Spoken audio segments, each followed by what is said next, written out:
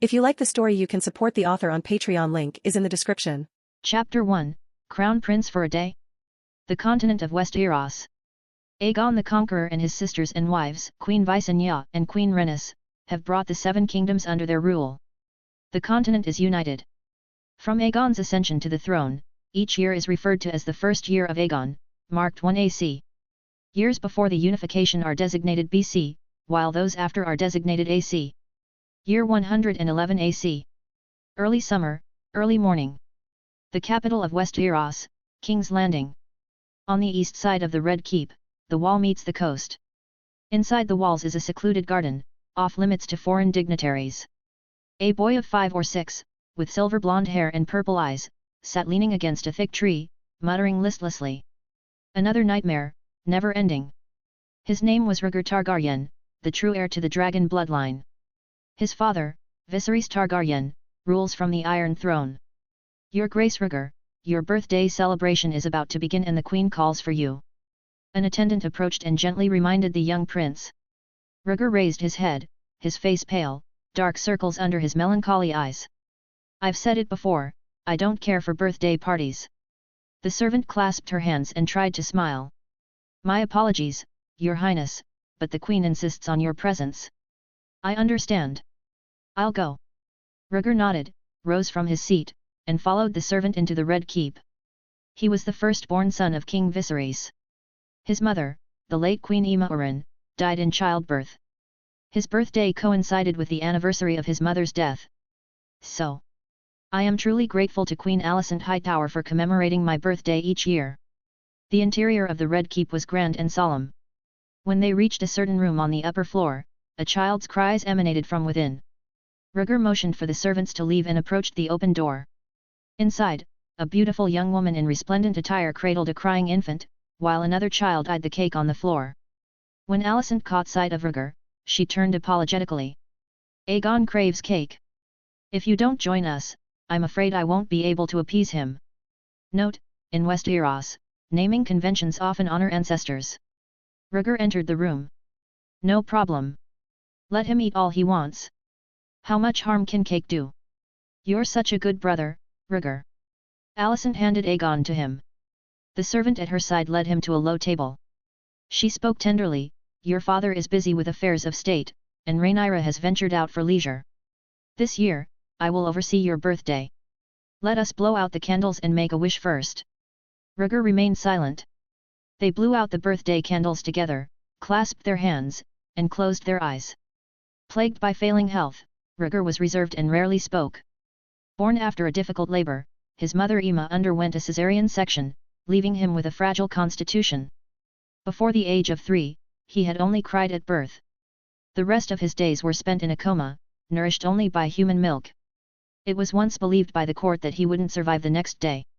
Thus, he earned the nickname One-Day Heir. Miraculously, he defied the odds and lived. At the age of 3, he emerged from his coma under the care of an alien witch. However, his health remained precarious. He also suffered from frequent nightmares filled with eerie and fragmented imagery: dragons, fire, war, all harrowing. These night terrors exacerbated his frailty and prolonged his mental anguish. I want to eat. Give it to me now. Aegon's sudden demand startled Rhaegar. With a quick motion, Aegon plunged his hand into the cake, sending crumbs flying. A dollop of cream splattered in Rhaegar's face. Oh, gods! Keep an eye on Aegon. Alicent scolded the servant for neglecting her duties, then wiped Rhaegar's face with a handkerchief. I sincerely apologize. Aegon can be quite mischievous. If you do not like the cake, I can summon the kitchen to prepare a fresh one. Rhaegar, appreciating the Queen's gesture, replied calmly, It's no trouble. My brother likes it, so we'll share a piece.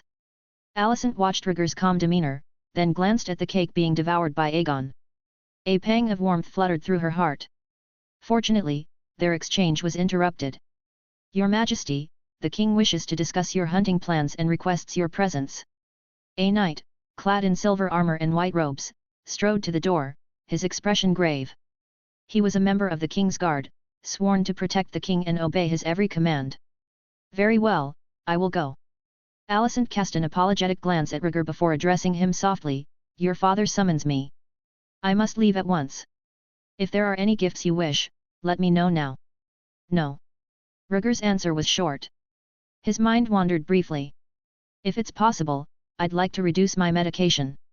It's quite painful. Alicent forced a smile. That decision is up to your father. With that, she left with the knight. Before she left, she instructed the servants to keep an eye on the young princes and princesses and to avoid overindulgence. As Alicent left, Helaena, Queen Alicent's 2-year-old daughter, who was sitting nearby, picked up cake crumbs and gazed absent-mindedly out the window. She muttered, "Do not disturb the sleeping beast." Rhaegar watched her with curiosity. Helaena and he had little interaction. According to the guards, Helaena exhibited strange behavior, often lost in her own world, muttering nonsensical phrases in a dreamy manner. It seemed the attendants were right. After Alicent left, Rhaegar turned his attention to Aegon, who was engrossed in his feast. "Do you enjoy eating so much?" Rhaegar approached Aegon, his tone soft. Without acknowledging him, Aegon picked up a piece of butter and handed it to Helaena, then resumed eating. Watching, Rhaegar's lips curled into a smile. A generous brother, sharing his pie. Perhaps he deserves a reward. What? Aegon's eyes widened innocently at the mention of a reward. "Eat as much as you like. I'll give it to you." Rhaegar reached out, ruffled Aegon's hair, and pressed his head down on the table, flattening the cake. Thud. Aegon's face collided with the creamy confection, drawing gasps from the servants. Meanwhile, Helaena watched in fascination, licking cream from her fingers. Rhaegar released Aegon and approached Helaena. He stroked her silver hair gently. "Your Grace Rhaegar, please refrain. The Queen will be displeased." The servant, nervous, wiped Aegon's hands and begged Rhaegar not to upset the little princess. Ignoring her, Rhaegar continued to stroke Helena's head. "You must learn to fend for yourself. Do not accept scraps or charity." "Brother, he." Helaena giggled and clapped her hands at Aegon, who now wore butter for a crown. "Foolish." Rhaegar withdrew his hand, leaving the cream untouched, and left the room. Chapter 2, Balerion's Skull. After leaving the room, Rhaegar dismissed the servants following him and descended the stairs alone. He seemed a little anxious. Who wouldn't be afraid of confronting the Queen's son? Of course, he wasn't afraid. Just as he was blowing out the candles, he heard a voice. "The Explorer system has been successfully loaded. Please search for lost treasures." Rhaegar thought it was a residual effect of his nightmare. But when he opened his eyes, he saw not only Aegon's cream attack, but also a peculiar panel. Rhaegar Targaryen. Talent, Dreamer, Gold. Bloodline, Old Valyrian Dragon King, 5%. Skills, Literature, Elementary, History, Elementary. Relics, none. Evaluation, Weak Human Child. The boy will surely die before the age of 10. It is a pity that he possesses such a valuable talent. A simple and concise panel depicting Rhaegar's personal status. Rhaegar was stunned, confused, then accepting. In the brief moment it took to wipe off the cream, he gathered his thoughts and was thrilled by the appearance of the system. During the 3 years of nightmares, he had dreamed of many things, including fragments of an unknown continent, green-skinned snakes, towering steel dragons, skyscrapers. He had some recollection of the term system. It seemed to be a tool to help underachievers in their comeback, a perfect fit for him, a pitiful, weak and helpless human cub. Despite his jubilation, he couldn't resist rewarding his dear brother Aegon. Hopefully he would appreciate it. Explorers, relics. With the system's memory, it's obvious I should be looking for ancient and valuable artifacts. Rhaegar analyzed logically, his young face remarkably serious. As he left the room, he thought about all things old and valuable. Walking through the bustling halls of the Red Keep, Rhaegar came to an empty chamber containing a statue of the Virgin. In the center of the chamber was a circular stone platform bearing an enormous dragon's skull. This was the skull of Balearion the Black Dread, the dragon of Aegon the Conqueror. Balearion was a legendary creature. The Targaryen family traveled from ancient Valyria, accompanied by a fleet, with Balearion at their side. When Aegon came of age, Balearion helped him conquer the 7 kingdoms of Westeros. After Aegon's death, his descendants continued to ride and use Balearion. It was not until Balearion was over 200 years old, during the reign of Viserys, that he was finally tamed. The dragon that once roamed Westeros, carrying Viserys high above King's Landing 3 times, made its last public appearance. Soon after, Balearion died. At over 200 years old, Balearion reached the natural limit of a dragon's lifespan and succumbed to old age. In honor of this remarkable dragon, the Targaryens placed his skull in the Great Hall of the Red Keep, where it would be revered by future generations. Rhaegar gazed at the massive dragon skull before him, unable to imagine anything older or more precious. Balearion, thank you for your service to House Targaryen. Please help me once more. Rhaegar prayed silently before the altar, his eyes full of hope. Stepping onto a stool, Rhaegar climbed up onto the platform, more than a meter high. He reached out to touch the jagged dragon teeth of the skull, each one bigger and thicker than he was. Carefully, Rhaegar entered the skull from behind, running his small hands over the pale bones. This mission of exploration has begun. The target is the skull of Balearion, the Black Dread. Suddenly, the system prompted, starting Rhaegar, who looked around nervously. Playing recklessly was frowned upon. He was only a child and feared that his secret would be discovered. Fortunately, there were few visitors in the main hall. Rhaegar breathed a sigh of relief as a tablet materialized before his eyes. Balerion's skull. Exploration progress, 0.2%. What does that mean? Rhaegar withdrew his hand and the tablet changed. Balerion's skull. Research progress, 0.2%, paused. Do I need physical contact to explore the relics? Rhaegar suddenly realized and touched the skull again. Sure enough, the research progress resumed its ascent. I understand now. Patience is the key. Rhaegar sat down and leaned against the skull, occasionally touching it with his face and feet. His frailty left him breathless after a few steps. Only his adrenaline-fueled excitement allowed him to explore Balerion's skull that day. As dusk fell and the sun dipped below the horizon, a voice roused Rhaegar from his slumber. This exploration is over. Please recover the lost treasures. Rhaegar rubbed his sleepy eyes as the system panel reappeared. Balerion's skull. Exploration progress, 100%. It's finished. What treasure awaits? Rhaegar perked up as he studied the panel, which displayed only 2 lines of text. Puzzled, he remembered the word retrieve from the previous prompt. He stood up and surveyed his surroundings. A crimson halo the size of a watermelon hovered over the closed jaws of the dragon skull. Intrigued, Rhaegar approached and reached out to touch it tentatively. With a soft pop, akin to the bursting of a bubble, the red halo exploded, transforming into a flurry of red points of light that danced into his hand like fireworks. The relic has been successfully retrieved and testing is underway. Testing completed. It has been identified as a legendary relic, the Dragon's Legacy. Legendary level. It seems I've struck gold. Rhaegar murmured softly, conjuring an image of a dragon scale in his mind. With a thought, the dragon scale materialized in his hand. This particular scale was all black, scarred, and no larger than an adult's palm. A dragon scale. How do I use it? As he examined the scale, the font on the system panel changed. Blood and fire have a common origin. To claim the dragon's legacy, one must possess true dragon blood. Blood and fire share a common origin. He had an epiphany. Since dragons were synonymous with fire, the activation must involve blood. But not just any blood, true dragon blood. Rhaegar grinned. He might not be a dragon, but he was a true Targaryen. Clutching the dragon's scale in one hand, he drew the other close to its sharp edge. Gritting his teeth, he declared, "Let it be done." With a sharp sting, the dragon scale pierced his thumb, drawing blood. The scale, now stained crimson, glowed a fiery red. Congratulations, the dragon's legacy has been activated, and you have received blood and fire. Tier, legendary, red. Effect, fire resistance plus 50%.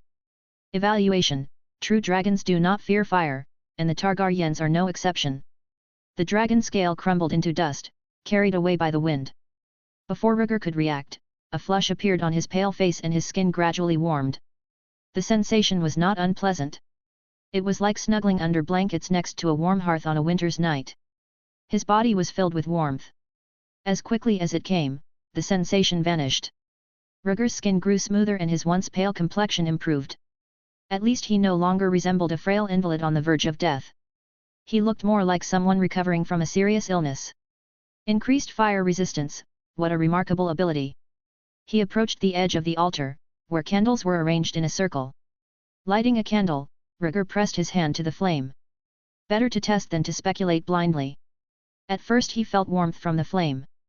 But as time passed, the warmth intensified, eventually giving way to a burning sensation. A drop of melted wax splattered on his hand, causing him to flinch slightly. Blowing out the candle, Rhaegar now understood the purpose of fire resistance. While fire still hurts, the damage is greatly reduced. Chapter 3, The Realm's Delight. Rhaegar Targaryen. Talent, Dreamer, Gold. Bloodline, Dragon Lord of Old Valyria, plus 8%. Skills, Literature, Elementary, History, Elementary. Relic, Blood and Fire, Fire Resistance plus 50%. Evaluation, the ancient bloodline is showing signs of resurgence. With a bit of luck, you might be able to escape this predicament. He studied the panel, pondering quietly. Bloodline, relics, and evaluation, all had shifted on the display. Ancient bloodline. Rhaegar murmured to himself, could the origin of blood and fire awaken the true dragon blood? Forget it. There's no use thinking about things I can't understand. Better to continue searching for the lost treasures. His body felt light. To test it, Rhaegar tried to jump off the altar and succeeded. Explorer, you will cure my weakness. Excited, Rhaegar raised an eyebrow, secretly enjoying his adventure. But the excitement did not cloud his judgment. The young prince needed his rest. As they left the hall, the darkness of the night enveloped them. Servants lit oil lamps along the walls of the Red Keep, casting a soft glow. Unnoticed by anyone, Rhaegar made his swift return home. Crunch! Pushing open the door, he entered the dimly lit room, bathed in moonlight that filtered through the stained glass window, casting a soft halo. Who goes there? He asked sternly, standing at the door, his eyes fixed on the figure at the window. An ambush in his chambers at night, did someone mean him harm? It's me, Rhaegar. The figure turned, illuminated by the moon, revealing a girl in a narrow leather skirt. With silver gold hair. The girl faced him and shrugged. Really? You can't recognize your own sister just because I missed your birthday party. Rhaenyra, what are you doing in my room? Relieved to see the girl's face clearly, Rhaegar's eyes sparkled with joy. The girl was his blood sister, the rightful heir to the Iron Throne. The realm's delight, Princess Rhaenyra. Leaning against the window, Rhaenyra studied his pale face with complex eyes, a hint of pity fleeting across her features. Averting her gaze, she hesitated before speaking, "Today is your birthday. As your sister, I felt obligated to pay you a visit." Rhaegar smiled warmly, "Sister, I'm glad you came. But I'm not one for birthday parties, you know." Rhaenyra sighed, "I visited Mother this morning and came to see you this afternoon." "Did you eat?" His question surprised Rhaenyra. "I had a piece of bread this morning, but nothing since." "So you haven't eaten?" Rhaegar interjected, getting up to rummage through a drawer by the bed. "What are you looking for?" Rhaenyra asked, confused. "Don't worry, I've got something." With that, Rhaegar pulled a package of cookies out of the drawer. Handing one to Rhaenyra, he hung a kettle of cold tea over the fireplace and lit the coals. The Red Keep's proximity to the coast makes it perpetually damp and cold, regardless of the season. Taking a casual seat by the fire, Rhaegar patted the seat across from him and invited Rhaenyra to join him. "How have you been lately? Still haunted by nightmares?" Accepting her brother's kindness, Rhaenyra opened the packet of cookies and helped herself, drawing warmth from the fire. "Give me one. I haven't had mine yet." He snatched the second cookie she reached for and joked, "Nightmares seem to be my constant companions. I've gotten used to them." "Where have you been? You haven't eaten either." Rhaenyra's curiosity was tinged with concern. "The Grand Maester mentioned that you've been refusing your medicine lately. Father and I are worried about you." "Just wandering around. My body knows how to handle the medicine. It's only a matter of time before it gets better, but I believe it will be soon." He defended, changing the subject, "Tell me, what else is on your mind?"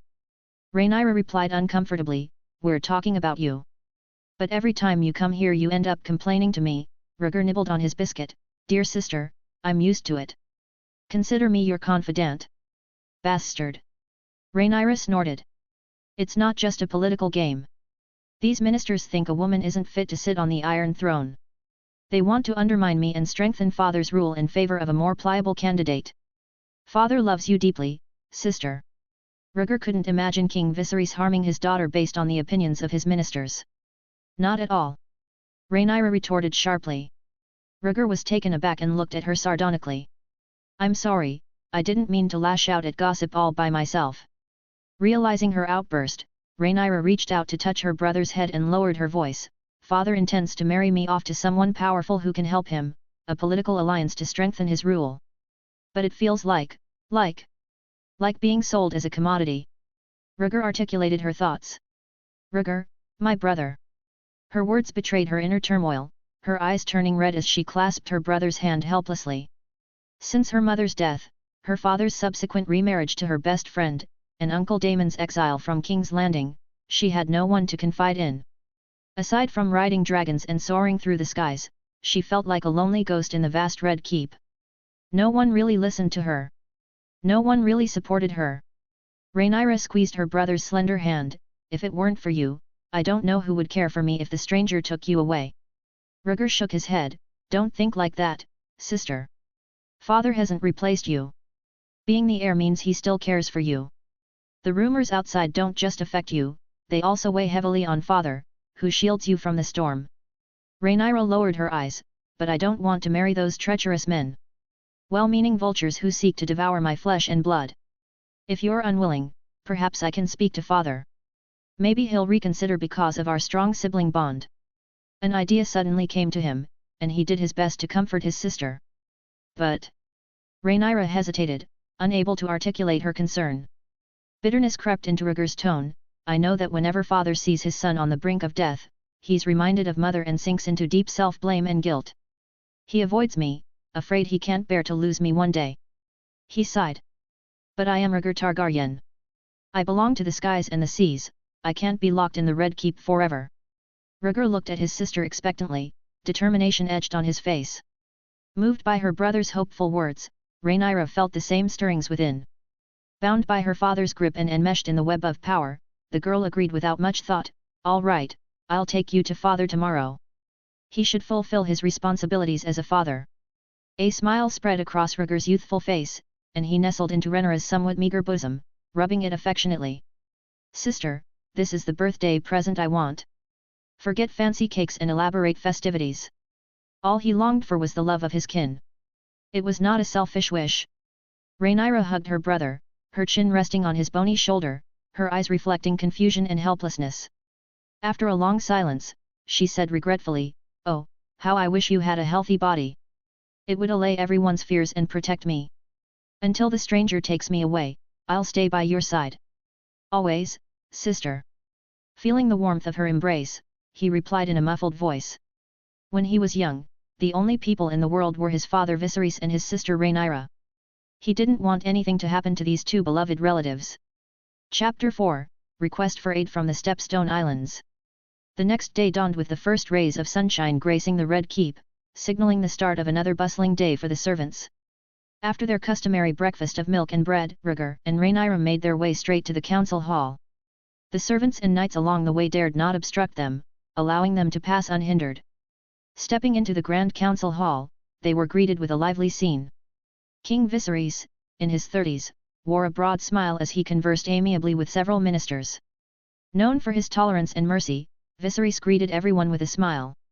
"Rhaenyra, we were just discussing the Kingswood hunt.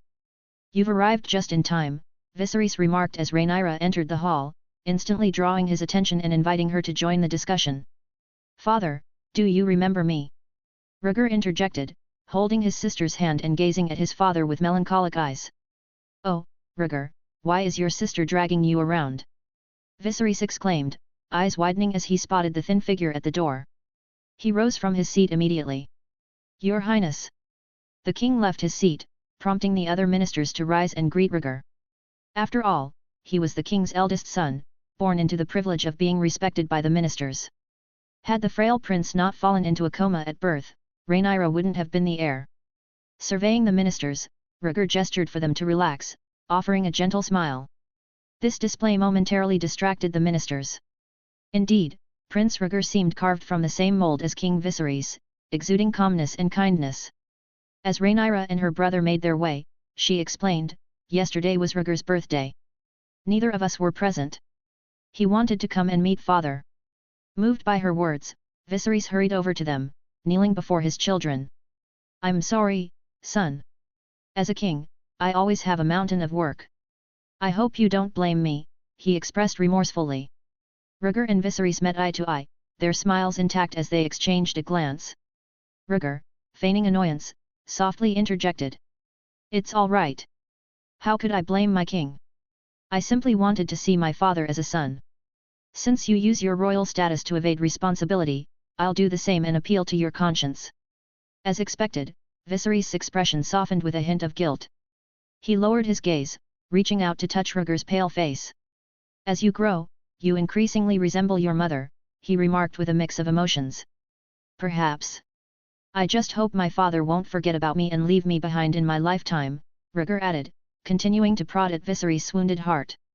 No longer a mere 3-year-old, he knew the power of his words and how to evoke emotions. Viserys felt a slight tremor in his hands, particularly noticing his eldest son's frail appearance. It was as if his heart was being hammered. Taking a deep breath, Viserys rose, lifting Rhaegar and settling back into his seat. He ruffled his son's silver hair, saying, "You've never taken the initiative to see me. Can I make amends as a father?"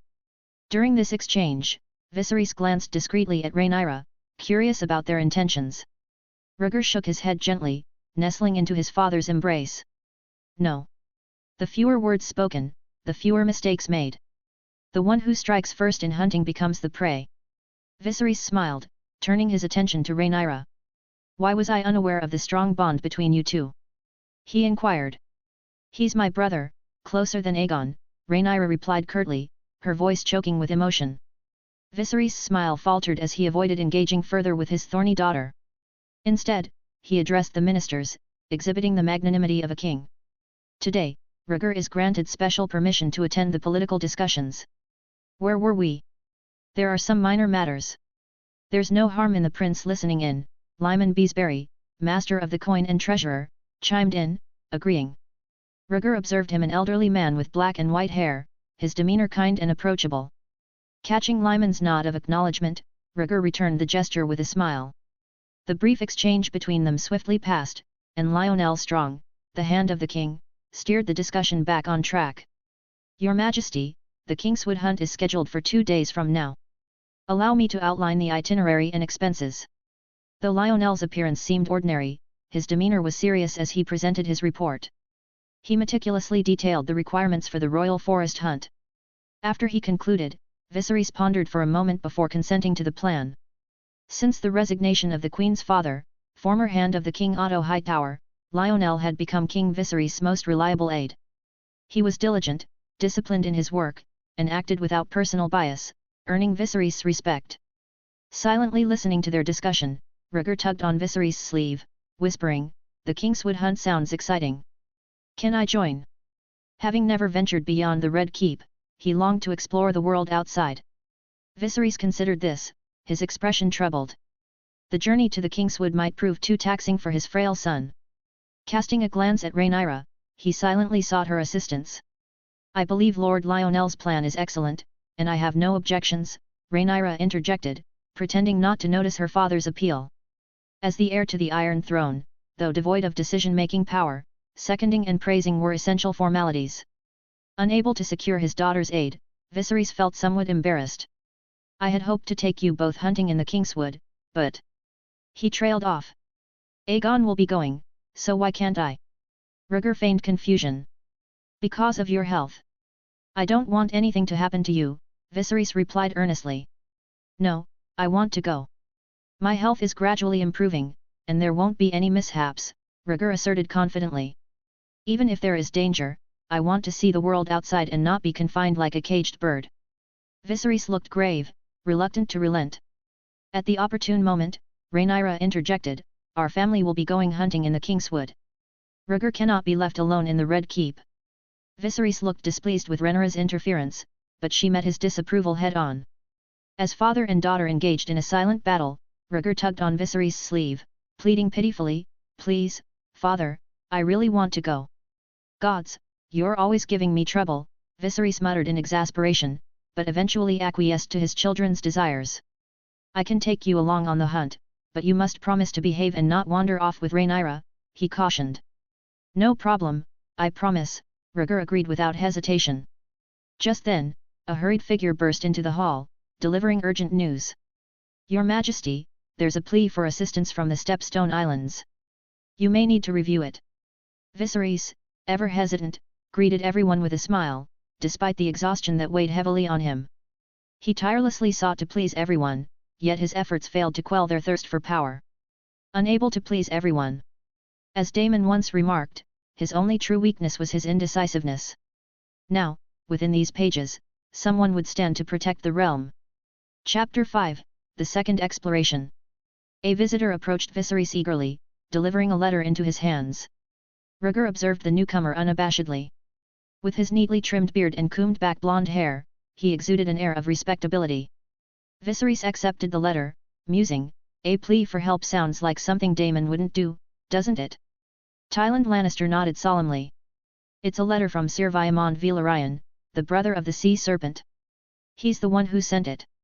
I knew that, with that bastard's pride, he wouldn't take the initiative to write to me, his brother. The contents of the letter were soon divulged. Viserys' expression shifted slightly as he addressed the ministers present. The Stepstone Islands are in a stalemate. The cowards who feed the crabs are avoiding confrontation. Daemon and the others are hindered. The ministers exchanged glances, offering various suggestions ranging from sending troops to waiting for Daemon and the Sea Serpent's army to falter. Viserys rubbed his temples, feeling a headache coming on. He detested war. This conflict in the Stepstones was instigated privately by Daemon under the Sea Serpent's guidance. Now, in dire straits, they sought aid. Should he clean up the mess left by these crownless men? Rhaenyra, take your brother away, the discussion won't be over for a while, don't tire him out. Viserys kissed Rhaegar's forehead and left him in his daughter's care. Knowing that the matter was more complicated, Rhaenyra didn't object and walked out of the hall, holding her brother's hand. Once outside the council hall, the siblings reached a corridor adorned with floor-to-ceiling windows.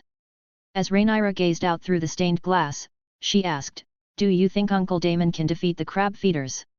"Dear sister, I just turned 6, Rhaegar replied, casting a melancholic glance at his shorter stature. After a moment of silence, Rhaenyra slapped her forehead in realization. "I'm so foolish. I always treat you like a miniature adult, forgetting that you might not even know who the crab feeder is." Rhaegar interjected, "If Uncle Daemon hadn't mentioned that I was a future crown prince, I wouldn't have even known he was my uncle." Turning to his sister, Rhaegar whispered, "I noticed father is missing 2 fingers. He's unwell, and the Grand Maester is attending to him," Rhaenyra reassured, gently stroking his head. She suspected her brother was unnerved by their father's injuries. However, Rhaegar remained composed, holding his sister's hand and pressing a fingernail into her skin. "Ouch! What are you doing? That hurts!" Rhaenyra exclaimed, pulling her hand away to reveal a red mark. Undeterred by his sister's reaction, Rhaegar spoke seriously, "A small wound makes you cry out, but father lost 2 fingers. Perhaps he bears other wounds." He paused, adding, "As king, he cannot afford to show weakness. As his children, we must focus not on personal vendettas but on strengthening ourselves and aiding our father." Rhaenyra was taken aback by her brother's wisdom. Pointing at him, she stammered, You just said you were 6 years old, and now you are lecturing me." Rhaegar replied matter-of-factly, "My age limits my wisdom, but books inspire my knowledge. Sister, you should read more and not spend all your time riding dragons and getting caught up in rumors and troubles," he advised, pretending to pat her on the shoulder, though he couldn't reach even if he stood on tiptoe. Settling for her slender waist, he turned and left gracefully. Rhaenyra stood frozen for a moment before a gust of wind jolted her back to reality. Then, with a roar, she declared, "Rhaegar, you dare disrespect your sister? Prepare to face the wrath of the sleeping dragon." 2 days later, a luxurious carriage made its way toward the imperial forest, accompanied by guards and attendants. Inside, Viserys sat between Queen Alicent and Rhaenyra, while Aegon and Helaena sat opposite them, nursing a breastfeeding baby. Rhaegar, seated next to his sister, eyed the infant in boredom, remarking, "Such a tiny thing, yet it cries as if in agony. Quite unsettling." Alicent chuckled, explaining, "Aemond isn't accustomed to carriages yet. He cries often." Viserys added with a smile, "A remarkable cry, he'll be a brave warrior one day." Alicent smiled sweetly and handed the little toddler to Rhaegar, softly saying, "Do you want to hold him? Might as well try." Rhaegar hesitated before taking the infant, amusing himself with the baby's antics for a while. Rhaegar pinched the baby's 2 armpits with both hands and let him flop and kick around, lifting and playing for a while. In the future, if you little thing dares to mess with me, you will definitely not be spared. Rhaegar curled up the corner of his mouth, already thinking of the image of teaching him a lesson in the future. It didn't take long for Aemon to be devastated and return to his mother crying loudly. Viserys couldn't help but relax at the sight, reveling in the joy of his family's company. A wife to keep him company, a luxury carriage to get him around, and children to surround him. Is there anything more beautiful than this? Noticing Viserys' happiness, Rhaegar said at the right time, "Father, is that Aegon the Conqueror's Blackfire beside you?" Viserys smiled and picked up the sheathed longsword beside him, and said with a proud face, "Yes, the Blackfire that symbolizes kingship, with which the Conqueror had swept away the 7 kingdoms. May I admire it?" Rhaegar's eyes were glowing, staring eagerly at the Blackfire. Viserys presented the sword but withdrew it midway. Looking at Rhaegar's thin body bones, he regretfully said, "Not yet, Blackfire is a sharp weapon full of blood, wait until you're a bit older before you can pick it up." "But I want to try it." An inherited sword with enough age and experience to rival Balerion's skull, Rhaegar didn't want to give it up. Viserys shook his head and sheathed Blackfire again, refusing his request. Rhaegar was filled with disappointment and lowered his head. "If you want to see a sharp blade, this would be a good choice." Seemingly unable to see his eldest son unhappy, Viserys unhooked a dragonhorn dagger from his waist and tossed it to Rhaegar with a mysterious face. Rhaegar caught it with his hands and looked at his father in confusion. Viserys laughed. This dagger was once owned by the same Aegon the Conqueror, and before him, belonged to Rhaenyra. "Wow, old enough." Rhaegar expressed his amazement and drew his dragonhorn dagger. Swish! The dagger came out of its sheath, as if a cold light came out. Rhaegar squinted slightly and saw that the dagger was covered in patterns, and the material and workmanship was impeccable. "This is a Valyrian steel dagger." Rhaenyra was attracted to the dagger and was very surprised. Viserys nodded. "Anything handed down by our ancestors has its own extraordinary features." At the same time, a system notification sounded in Rhaegar's ears. "Lost treasure found, contains trace of magic." Magic! Rhaegar's spirit was revitalized. The system sounded again. "Detection successful, the dagger records the song of ice and fire, do you wish to proceed with the exploration?" Chapter 6, Ancient Valyrian. Let's start exploring. Faced with another exploration mission, Rhaegar couldn't resist the opportunity. The silent urge within him flared up as the progress panel for the Dragonhorn dagger appeared. Valyrian steel dagger. Exploration progress, 2.5%. All right. Rhaegar cheered inwardly, a wide grin spreading across his face. Turning down Rhaenyra's request to see the Dragonhorn dagger, Rhaegar feigned tiredness, claiming he needed sleep. "Fine, just cuddle up with your dagger, you penny pincher," Rhaenyra scoffed. Rubbing the dark circles under his eyes, Rhaegar nestled into his sister's embrace, yawning as he pleaded with his father, "I'll return the dagger to you before we disembark, promise." "Sure, just don't start wielding it in your dreams," Viserys teased, relieved to see his son's improved energy. "Has it really been so long since I've seen my eldest? He seems livelier these past few days, not out of breath after a few words." Viserys delighted in his role as a father. The carriage rumbled on, the hours slipping by until the sun hung high in the sky. "Exploration complete, please collect any discovered treasures." The carriage halted just as Rhaegar was roused by the system prompt, a tickle at the tip of his nose. Opening his eyes, he found Rhaenyra playfully teasing his nose with a strand of silver hair. "Sis, you're such a bore." Pushing himself upright, Rhaegar realized he had been resting on a chair, his head in Rhaenyra's lap. "We've arrived at camp.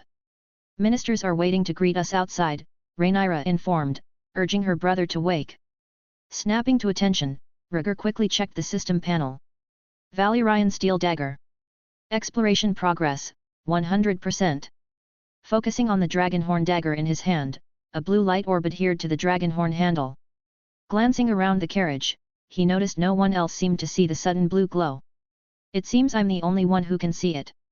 Regardless of his mood, Rhaegar breathed a sigh of relief, secretly rejoicing in this unique ability. He liked this sense of exclusivity. Touching the blue light orb, it dissipated into tiny specks of light, sinking into his hand as before.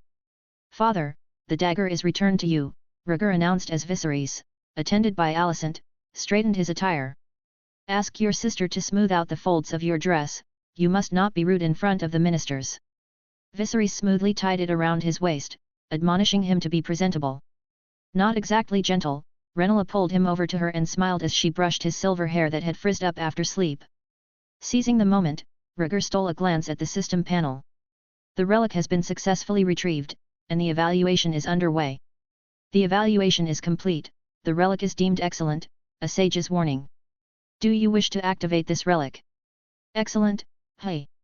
Rhaegar pondered the differing ratings on the panel. The previously explored Dragon's Legacy was deemed legendary, its relic halo red. This exploration, judged excellent, had a blue relic halo. It seems relics are graded differently, from low to high. The legendary level taps into the bloodline of the ancient Valyrian Dragon Kings, a truly precious find. Recognizing the changes wrought by blood and fire, Rhaegar silently thanked Balearion for his kindness. Activate the relic. He thought silently, and a line of text appeared on the system panel. Congratulations, the sage's warning has been successfully activated. You have obtained Old Valyrian language proficiency. Level, excellent, blue, function, proficiency in ancient Valyrian language. Evaluation, learning a language will never be a disadvantage. As he read the panel, a surge seemed to shoot up from his tailbone to his crown. Rhaegar trembled as his mind filled with knowledge of Old Valyrian, from basic to advanced. The language seemed to take root and blossom in his brain, as natural as breathing. "Rhaegar, are you feeling all right?" Noticing his unease, Rhaenyra inquired softly. He shook his head vigorously. "No, I'm fine," he insisted, patting his chest to emphasize his well-being. "Perk up, we've kept the ministers waiting long enough. Show some grace." Viserys, with Blackfire at his waist, stepped out of the carriage first, greeted by cheers from the crowd. "Let's go, kids," Alicent whispered, ushering them along. Rhaenyra frowned at the term, dissatisfied with being addressed like children. They had been childhood friends, confidants, until her mother's death in childbirth led Alicent to marry her father. Now, she spoke to them with the same tone she used for her own children. It was utterly repulsive. Scowling, Rhaenyra tugged Rhaegar out of the carriage with her. Compared to the adulation showered upon the king, the welcome for Rhaenyra, the rightful heir, was lukewarm. Meanwhile, Alicent, accompanied by the three princes and princesses, smiled and exchanged pleasantries with noble women, some even whispering "Long life Prince Aegon" in a show of ingratitude, drawing a crowd of supporters for the younger prince while ignoring the legitimate heir, Rhaenyra, and the king's eldest son, Rhaegar. Forced to put on a smile, Rhaenyra followed Viserys, feigning indifference. Beneath Rhaegar's trembling exterior, a sweet smile masked his turmoil. Though pale with dark circles under his eyes, he maintained his composure. "I'm fine, Rhaegar," Rhaenyra assured in a hushed tone. "I know Targaryens never back down." Rhaegar agreed softly, but his gaze turned towards the source of the disrespectful remarks. Within seconds, he identified the culprit, with curly blonde hair and a prominent nose, and an elderly lady standing next to him. He appeared to be a knight proficient with a bow and horse. "I'll remember you, big-nosed fool," Rhaegar vowed silently. Who asked him to have such a big nose? Just looking at it made him want to throw a punch. As the warm welcome faded, the camp erupted into celebration. Tables groaned under the weight of various drinks, fruits, and cakes for the nobles and their families who had participated in the hunt. Viserys took his seat in the main tent, accepting greetings from the ministers.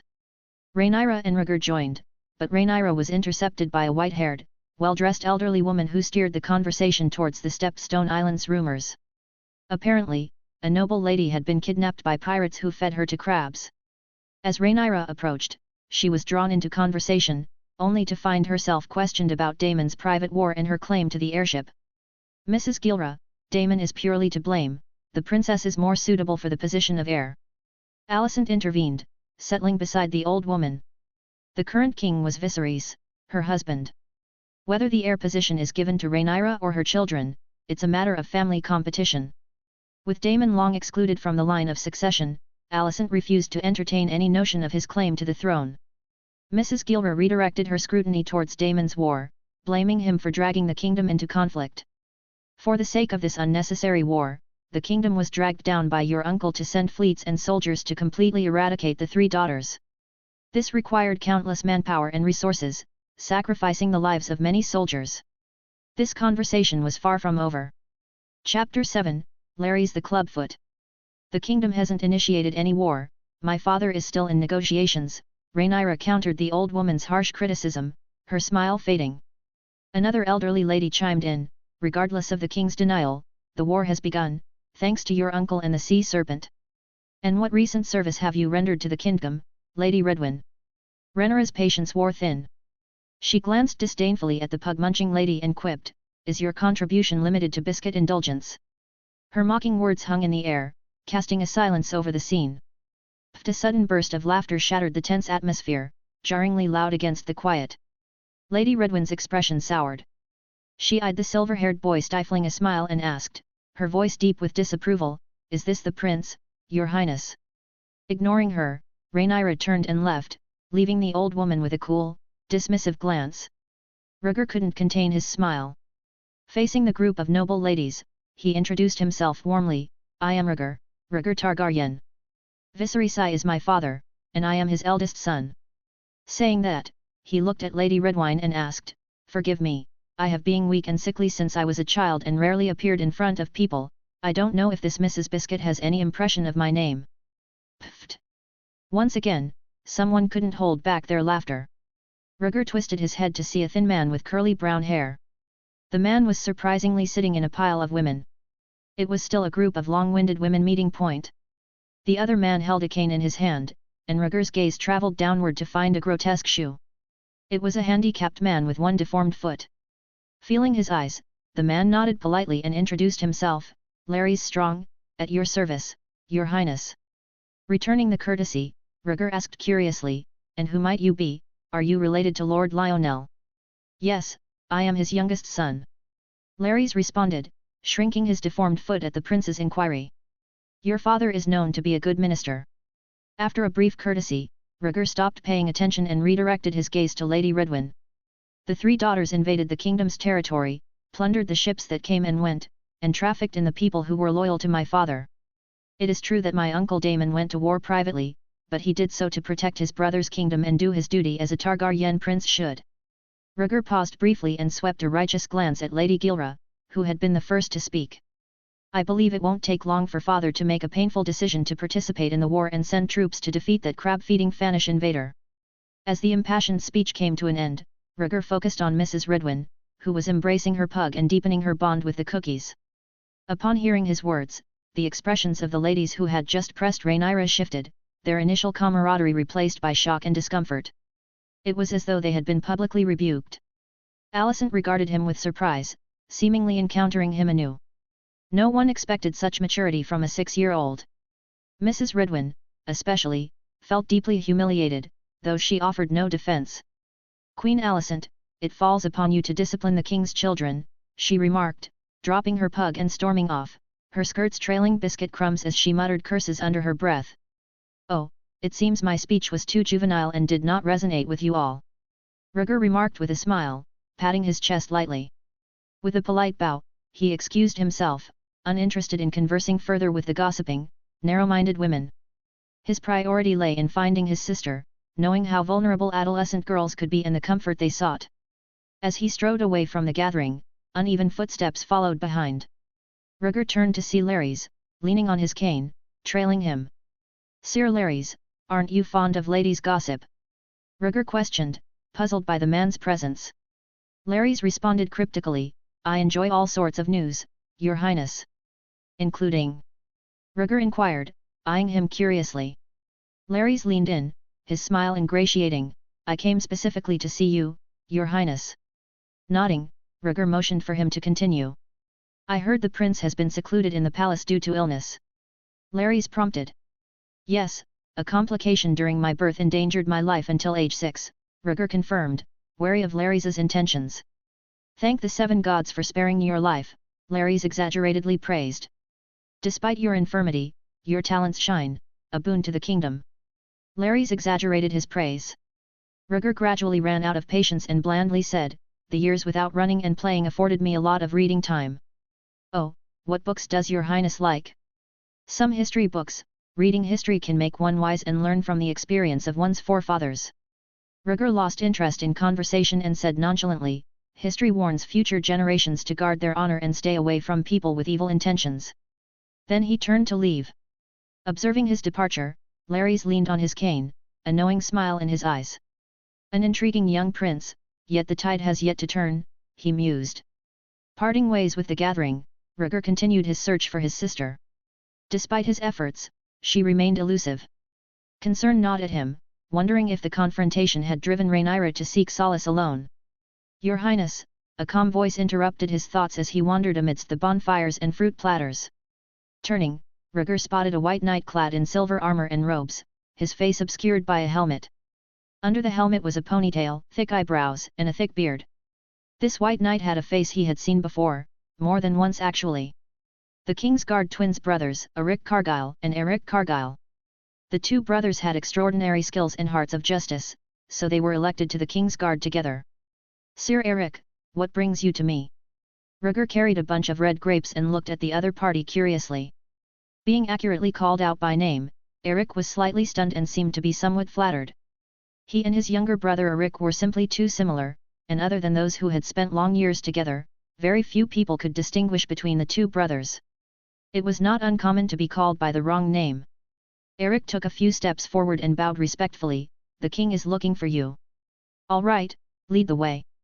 Rhaegar was very cooperative. Eric hesitated slightly and reminded, Your Highness, just now the king had a quarrel with the princess, his mood is not exactly wonderful. A quarrel? Because of what? Ignoring Rhaenyra whereabouts for now, Rhaegar inquired about the cause of the recent quarrel between his father and sister, eager to understand the situation. I dare not delve into the details of the princess's marital affairs, Eric replied cautiously, evading the topic. However, he subtly alluded to Jason Lannister's involvement, Tywin Lannister twin brother, sparking Rhaegar's realization. Jason Lannister, the Duke of the West, had courted Rhaenyra privately, with his arrogant demeanor and full of ambitions for beauty and power. Rhaenyra couldn't stand the sight of such a fool and politely refused the other party. Returning to camp, in response to Jason Lannister's behavior, Rhaenyra resisted her father's manipulations regarding her marriage, leading to a heated exchange and tearful fallout. As Rhaegar processed the information, the complex dynamics within the royal family weighed heavily on his mind. Chapter 8, The White Hart. How's my sister doing now? Rhaegar inquired with concern. Sigh, Rhaegar's worry was palpable as he considered Rhaenyra's actions. Eric didn't mince words, the princess dashed out of the tent ahead of me, heading into the Kingswood to ride her horse. Alone. Rhaegar's concern deepened. Indeed. Sir Cole quickly followed in pursuit, Eric confirmed. Acknowledging the situation, Rhaegar's tone turned cold. Sir Eric, what were my father's instructions when he sent you to me? Eric, slightly puzzled, replied honestly, His Majesty ordered me to bring the prince back and ensure your safety. Very well, Rhaegar replied, his expression softening. Next, I'll need your protection. Eric looked puzzled as Rhaegar trotted toward the nearest tethering fence and vaulted inside. Prince, I don't understand your intent, Eric trailed closely, uncertain. Rhaegar eyed a tall black horse and asked, what about this one? Looks sturdy, doesn't it? Prince, you're not suggesting we head into the Kingswood? Eric's tone was incredulous. Rhaegar, with a serious expression, replied, No, we're going together. His Majesty won't approve of such a venture. Eric protested. With the Kingsguard escort, it's hardly reckless, Rhaegar retorted. Before Eric could refuse, Rhaegar gently grasped a handful of horsehair and whispered, Sire, I believe you don't wish harm upon me either. The black horse, feeling the pressure, shifted uneasily and neighed. Rhaegar stood by the horse, calmly observing Eric. What's your decision, Sire? Eric stared back, grappling with Prince Rhaegar's coercive tactics. He lamented the king's predicament, dealing with such stubborn children. Ultimately, he bowed his head. I'll lead you to the princess, but I set the terms of the journey. No problem, Sire, Rhaegar replied, smiling faintly as he extended his arms. Eric approached, lifting Rhaegar onto the horse's back before leading them out of the enclosure. Not long after, the black horse walked out of the encampment and galloped down the Kingswood path. Sire, do you know where my sister went? With his tattered hair blowing in the wind, Rhaegar asked a question. Eric's face was solemn as he replied, Sir Cole is a vigilant man, he marked the path. None of the people who were qualified to become Kingswood guards were simple, and a small thing like leaving a message was easy enough to do. Time passed quickly. The sun was high in the sky when he left the camp, but in a flash, it was sunset. Under the light of the setting sun, Eric held the black horse and slowly walked in the Kingswood path that was thick with pines and cypresses. Sir, it seems my luck in searching people is really bad. Lying on the horse's back, Rhaegar's lips were white, his forehead slightly sweaty, and he spoke breathlessly. Eric sighed, perhaps, the mark left by Sir Cole disappeared halfway through the journey, and we became clueless of where we are. Oh, it must have been Rhaenyra, she probably didn't want anyone to find her. Rhaegar shook his head and laughed bitterly. Eric didn't respond, trying to discern his surroundings and find his way back to the encampment. The Kingswood was large, and with Rhaegar directing them haphazardly, they had run too far. Suddenly, they heard rustling nearby, prompting Eric to tense, hand on his sword. Eric, who was worthy of being a member of the strongest knight group in the kingdom, instantly sensed that something was wrong. Rhaegar was already weak, and at this moment, he was so tired that he didn't even know what was happening around him. Eric, alert, whispered, "There's movement nearby, something sizable. Could it be dangerous?" Rhaegar adjusted his posture, anxious. "I'm uncertain. It could be a poacher or a wild boar," Eric cautioned. Rhaegar suggested, "Should we ride on to avoid confrontation?" Eric reassured, "Fear not, Prince. I'll protect you." Soon, a majestic white hart emerged, stunning Rhaegar with its presence. "A white hart!" Rhaegar exclaimed in awe. He loved reading history books and naturally knew many customs and traditions. Before Aegon the Conqueror unified the continent and the dragons ruled over Westeros, the white hart was a symbol of royalty and luck. More than 100 years had passed, and the white hart had long since disappeared from the eyes of the world. Unexpectedly, they found one in the Kingswood. "Prince, this is not the time to be curious, this white hart is very big and it'll be dangerous if it decides to charge at us." Eric's face changed slightly as he stared at the white hart, his long sword slightly sheathed. Hearing him say that, Rhaegar noticed the size of the white hart. Not counting the pair of huge antlers, the white deer was visually 2 meters tall and no less than 5 meters long. Underneath the satin-smooth white fur, there were hidden gnarled muscles, so one could imagine the strength that this peaceful creature was capable of exploding. "Are you sure you can handle it?" Rhaegar was a bit worried. "Eric, one-on-one, I'm 50% sure. What about me? Let's just pray that it won't actively attack us." Eric's words were full of helplessness. Rhaegar held his hand to his forehead, feeling powerless for his small arms and legs. But perhaps the gods favored him after all. The white deer didn't attack and chirped softly at them, its amber eyes filled with curiosity and innocence. It doesn't seem to possess the ferocity of a wild beast. Realizing this, Rhaegar's thumping heart eased slightly, with a bit of sense of excitement. Seeing that they didn't make a move, the white hart slowly approached, its nostrils twitching slightly as it sniffed their scent. "Sir, carry me down." The more he looked into the white deer's eyes, the more Rhaegar felt it was special and asked Eric for help. "Prince, it's dangerous. The creature is peaceful, I'm sure it's not a wild beast." Interrupting Eric's admonition, Rhaegar spread a smile at the white deer and beckoned to it. "Come here, my friend." The white deer bowed slightly and assumed an aggressive stance, cluelessly eyeing the human child on the horse's back. "Quick, carry me down, Sir. Please be careful, this is not a joke."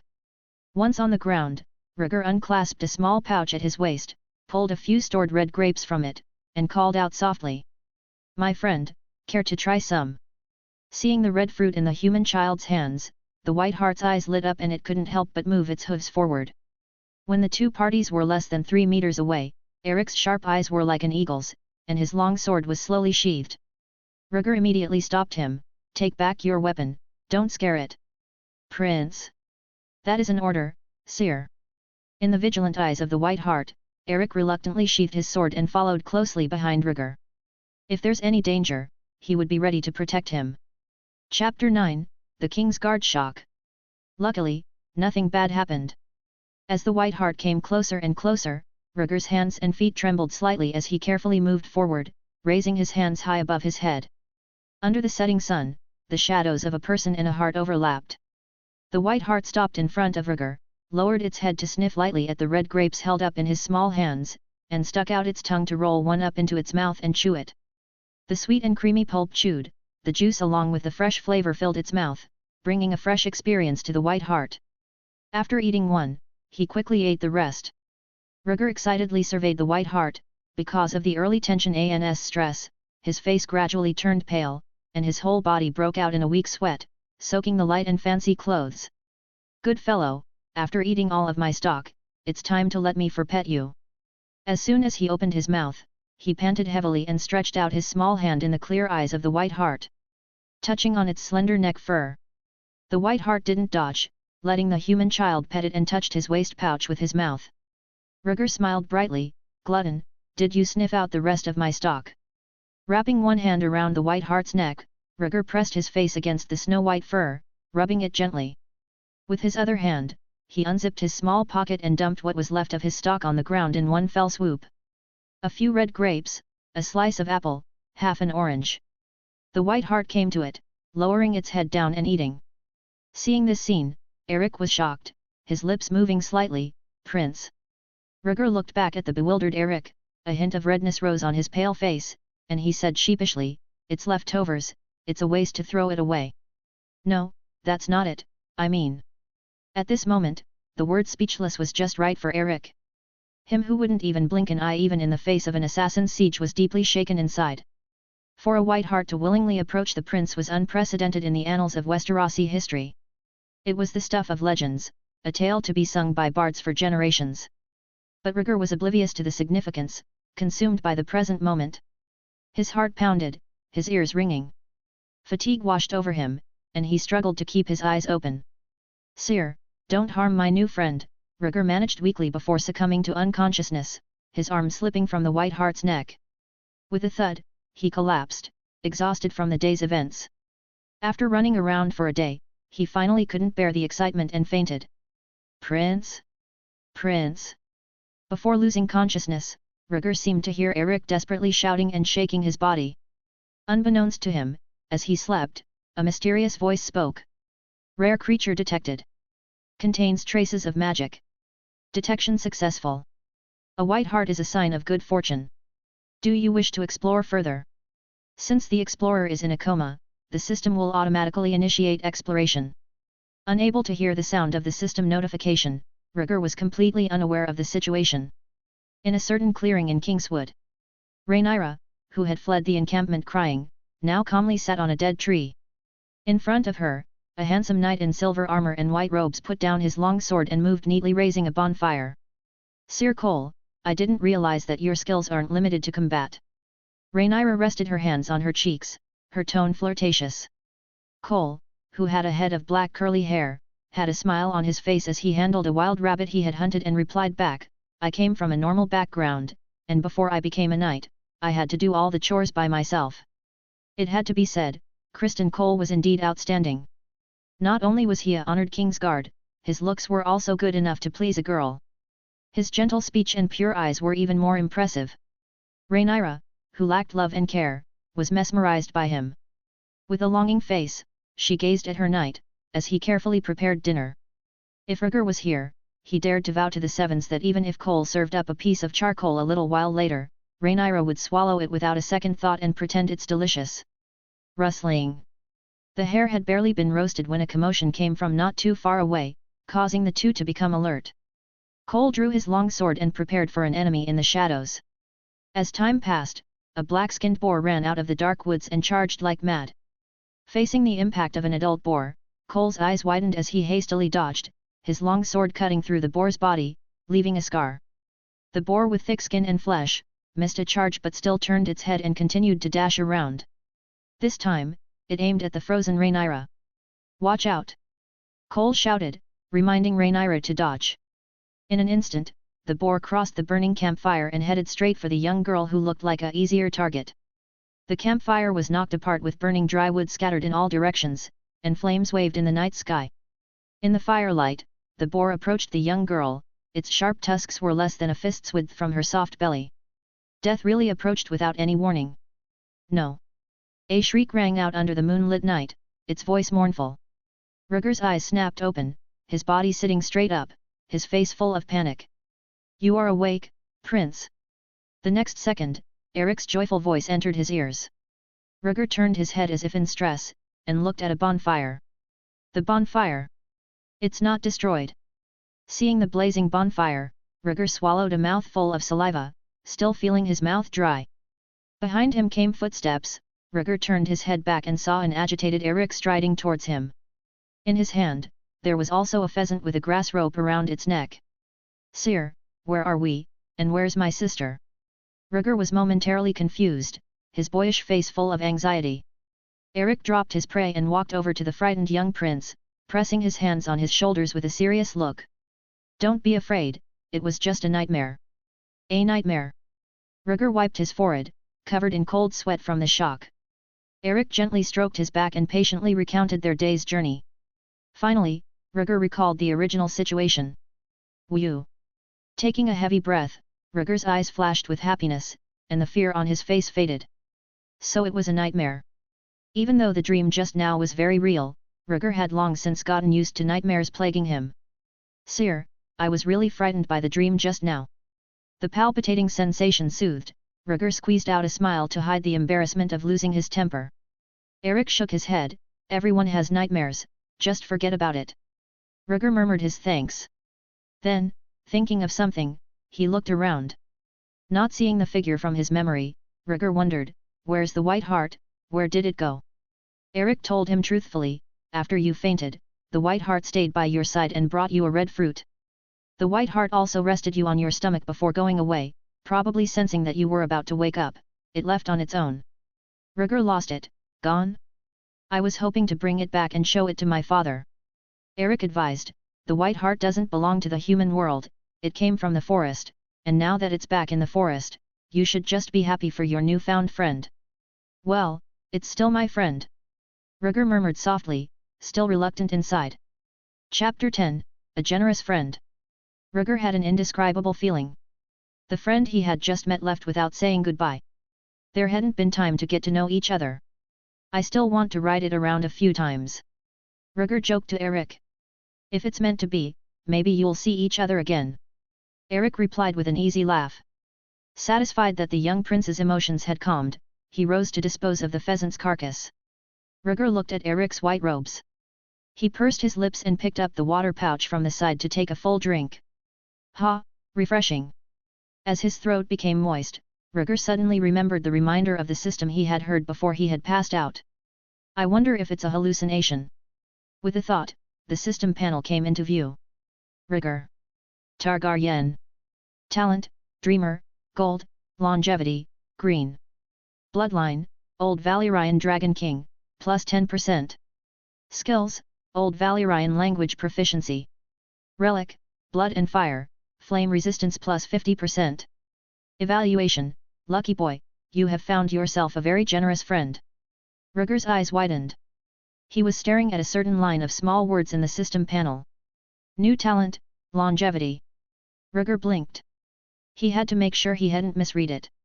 There's really another talent. Heart pounding, he covered his chest, he was really excited. What does longevity mean? Can I really live 100 years? He was aware of his own body, it was full of sickness, basically counting him as half of an invalid. His little heart was beating faster and faster and his hands and feet were cold, but his heart was very happy. He was weakened by organ failure. That's why he used to pant when he took a few steps, and his heart would not get enough blood when he got excited. Now he had the feeling that his heart was on the verge of pounding out of his chest. It was only slightly uncomfortable. Now, not even his hands and feet were shaking. Haha, I can live to be 100 years old. That damned disease can't kill me anymore. Rhaegar, cured of a long illness, couldn't control his emotions.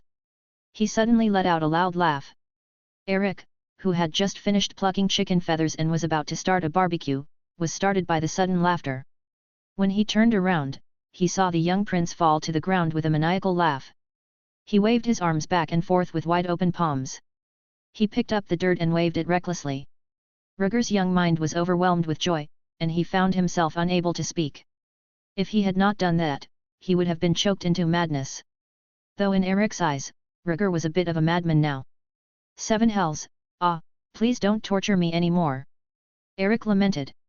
He left the roasted chicken and went to check on the little prince. He had just woken up from his coma, so please don't make him go mad again. It was enough for the king to condemn him for stealing the prince from his house. If he were to bring back a crazy little prince, the king would be sure to chop off his head. Dear brother, I hope it won't implicate you. Eric said silently. He prayed that the beheading wouldn't involve his brother Eric. As it turned out, Eric had worried for nothing.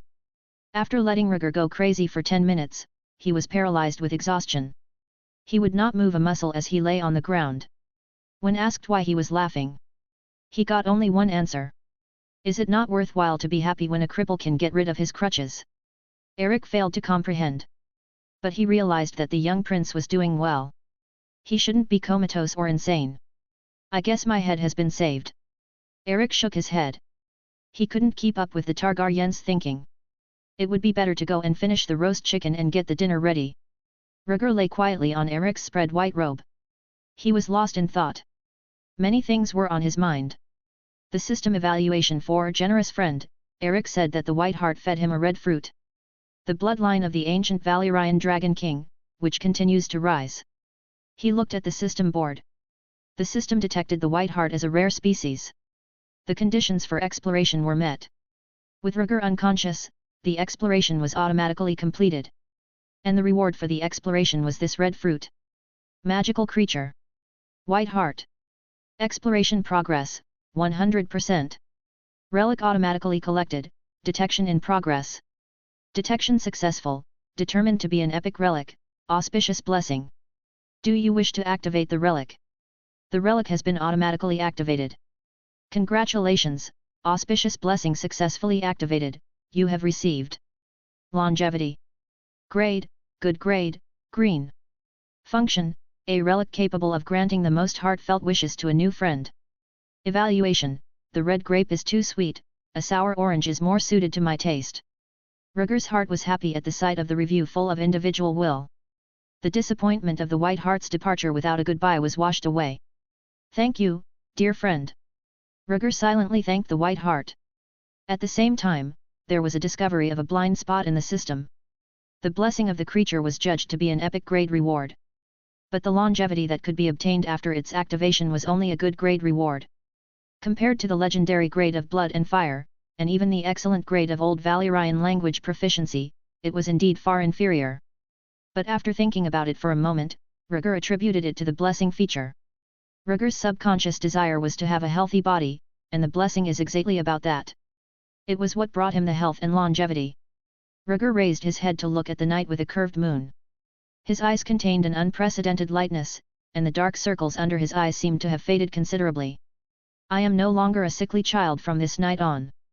A Rhaegar not threatened with premature death. A Targaryen bringing to this world a legend strong enough to be sung for thousands and thousands of years. Rhaegar raised one hand and clenched it, determined. The world will know his name. Eric, who was cooking by the side of the table, sniffed at the golden-skinned roast chicken with a look of puzzlement. Strange, isn't it mushy? The following day. Early in the morning, a sleepy Rhaegar humped onto his horse, muttering Dracarys. Worthy of a Targaryen child, riding dragons in his dreams, Eric muttered, curling the corner of his mouth as he walked back to camp. The early morning dewdrops began to disappear and the sun continued to rise. Eric appeared at the entrance of the camp around 8 in the morning, riding a black horse. Eric, you have returned at last. Without waiting for him to enter the camp, a figure scurried out of the corner with a voice full of surprise. Rhaegar, long since awakened from his sleep, glanced up. He saw the face of another Eric. Needless to say, Rhaegar knew. It was Eric's twin brother, Eric Cargyle. Where were you yesterday? Eric asked eagerly, grabbing the reins without waiting for his brother to answer. Seeing his brother's indignation, Eric dismounted with Rhaegar in his arms and said helplessly, "What do you think?" Eric grew even angrier. Just the fact that the king ordered you to bring Prince Rhaegar for questioning and you snuck out of camp with him is enough for the king to order you hanged. Eric's look was complicated. His lips moved slightly and finally turned into a sigh. What had happened last night was so bizarre that he still struggled to get over. Not to mention having to tell it to a dead-eyed brother. Seeing his difficulty, Rhaegar took the initiative to solve the problem. Sir Rick, it was I who asked your brother to take me out of the camp, that wasn't his intention. Eric looked at Rhaegar, who was not as tall as his own legs, and bowed his head. "Your Royal Highness, it is not me who is accusing him. The king waited a long time for you and the princess yesterday and was incomparably shaken. Do you understand what I mean?" Hearing the deep meaning in Eric's words, Rhaegar said sincerely, "Do not worry, I understand your concern for your brother. I will do my best to defend Sir Eric. This started because of me, I will bear all the consequences." Chapter 11, First Confrontation with the King. "Thank you, Prince." Receiving the young prince's guarantee, Eric thanked him sincerely and led them into the camp. The couple of children stayed out all night. Viserys was both angry and disappointed. Disappointed not only in his children, but also in himself. As a king, he was incompetent to let his subjects go to war on their own. As a father, he was useless at disciplining his children. After a night of counseling from Queen Alicent, Viserys, in a rare moment of clarity, he decided to do something about it. Rhaegar entered the king's tent and saw Viserys sitting on the main seat. When he looked around, none of the dignitaries who had celebrated yesterday were there. Even the trusted ministers were not among them. "Father, I'm back." Seeing his not-so-happy father, Rhaegar took the initiative to greet him. Viserys ignored him. A pair of cold eyes fell on the following Eric. "Kingsguard, would you tell your king what kind of offense it is to take a prince out of the camp on a private trespass?" Eric fell to his knees, his heart trembling with fear. "Your Majesty, it is indeed a crime of treason." "Good, you remember the law of the realm. For a while I thought you stopped taking it seriously." Viserys laughed back in anger. "Men, drag this traitor down and cut off his head." He really was mad as hell. Daemon and Sea Serpent had started a war without his consent. The ministers did not recognize his heir. His daughter, who loved him with all her heart, didn't understand her old father's good intentions. And now even the King's Guard, who had sworn an oath of loyalty to him, dared to go against his wishes. To take his sickly eldest son deep into the Kingswood. What is he after? What else does he have the nerve to do? The lords and ministers will follow his example and challenge the king's authority if he is not severely punished.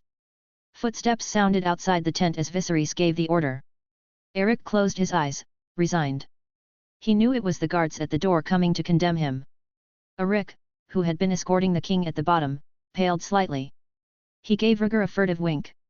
Despite the degradation of the honor of the white robes on his body, the young prince was indeed his brother's only saving grace at the moment. Rhaegar did not go back on his word. As soon as Viserys had given the order, he stepped in front of Eric at once. Pretending to be confused, he said, "Father, why are you punishing Sir Eric? There must be some misunderstanding." Viserys gave him no sympathy, scolding, "Silence, do not think you can remain uninvolved just because I did not mention you.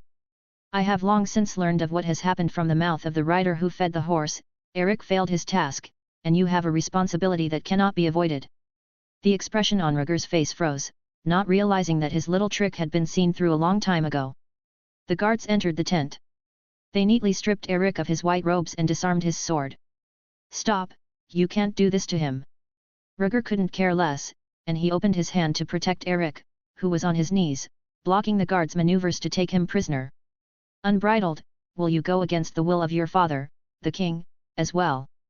Viserys shouted angrily, ordering the guards to bring Rhaegar down. "Release me, it is no crime to have me in custody in front of my father." Rhaegar broke free with such force that the guards dared not harm the king's heir. They could only hold Eric, who was in no mood to resist. "Prince, please don't provoke the king anymore." Seeing that the situation was getting more and more heated, the bound Eric raised his voice in a deep tone. He did not want to provoke the wrath of the king's sleeping dragon for himself, the condemned. He was not naive enough to expect a young prince to rescue him. It had occurred to him on the way back that this would happen. "I said I'd take all the consequences. A Targaryen is as good as his word." Rhaegar crashed through the guards that stood in his way and quickly stepped forward, looking straight at his father with an angry expression on his face. He said loudly, "Father, I am healed, and Sir Eric deserves the credit." Viserys snorted, "I only knew Eric as a knight, never did I know he also knew herbalism.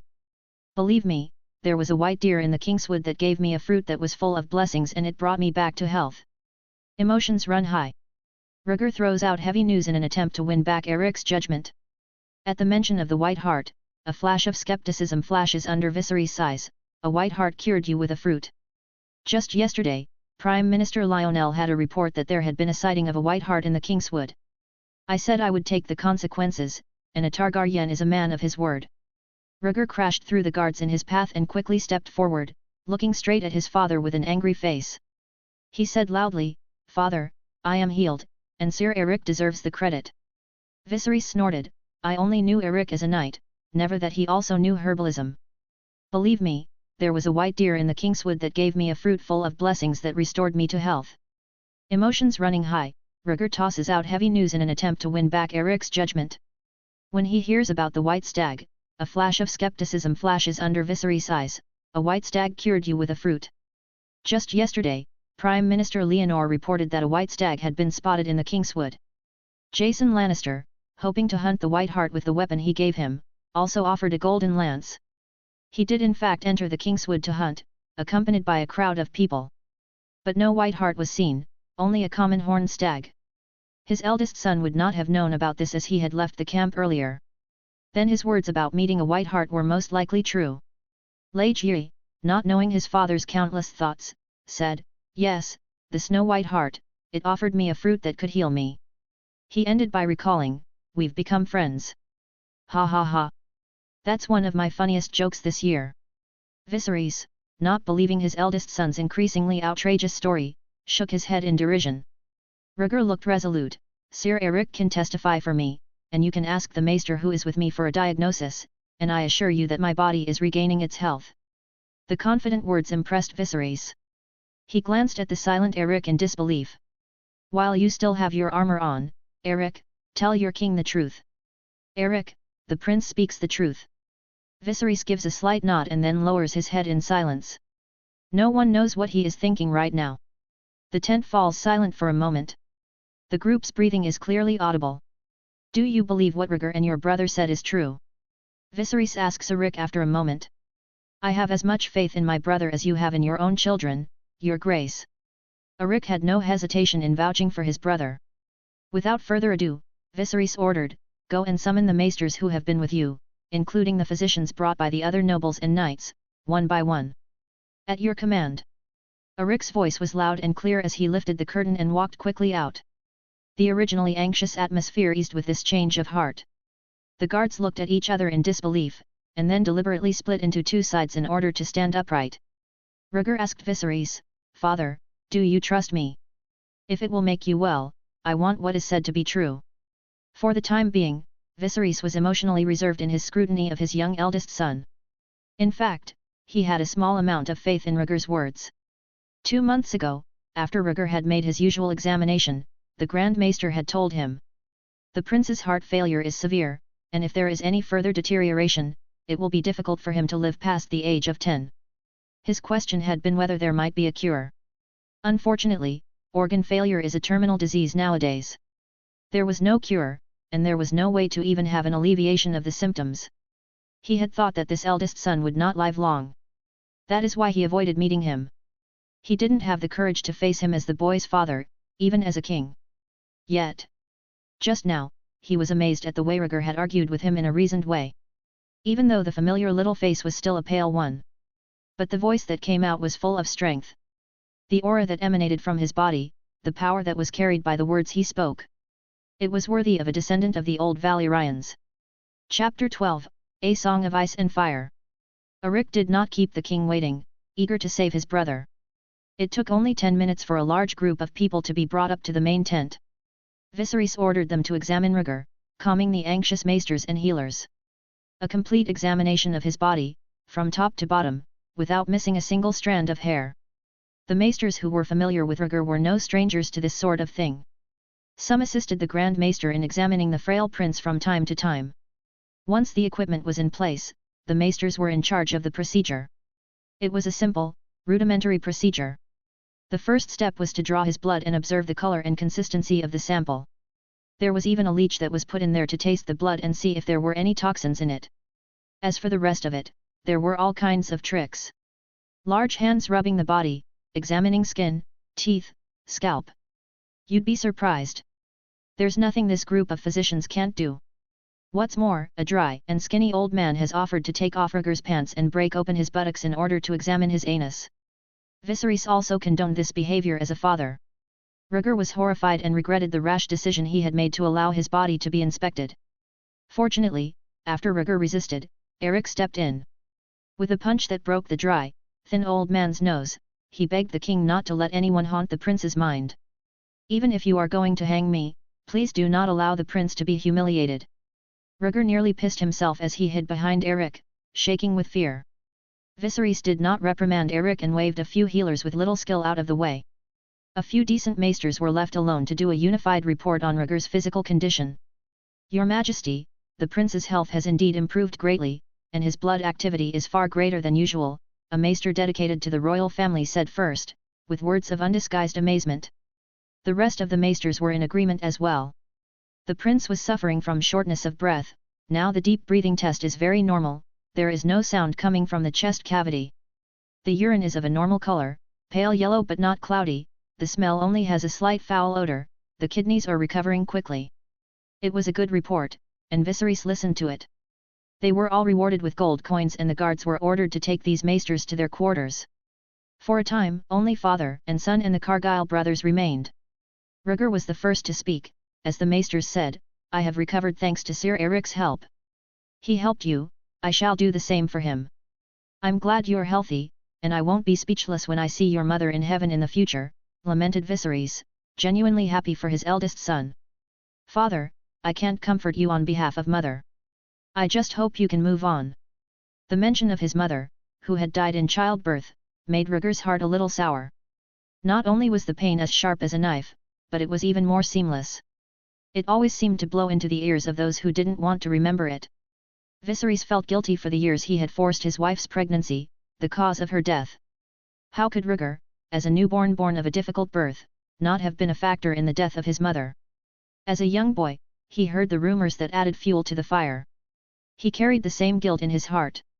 At the sight of his eldest son's forlorn look, Viserys felt a pang in his heart for the sadness he had stirred in him. Eric, I'm going to talk to my son, take your brother and go, don't let anyone come near the tent. Viserys ordered the Cargyle brothers to leave. Yes, my king. Eric pulled his brother to guard the outside of the tent with a solemn face. Viserys stood and came to Rhaegar's side, stroking the top of his head affectionately, with no outsiders to disturb him. Were you scared just a moment ago? About what? Rhaegar was at a loss for words. Dr. Pollux, the old man who tried to take your pants off, Viserys laughed maliciously. Rhaegar's face turned green, I will remember that name. Oh, a superior man should have a broad mind, especially to the healer who is your medicine supplier. Viserys taught in a half-serious, half-teasingly manner.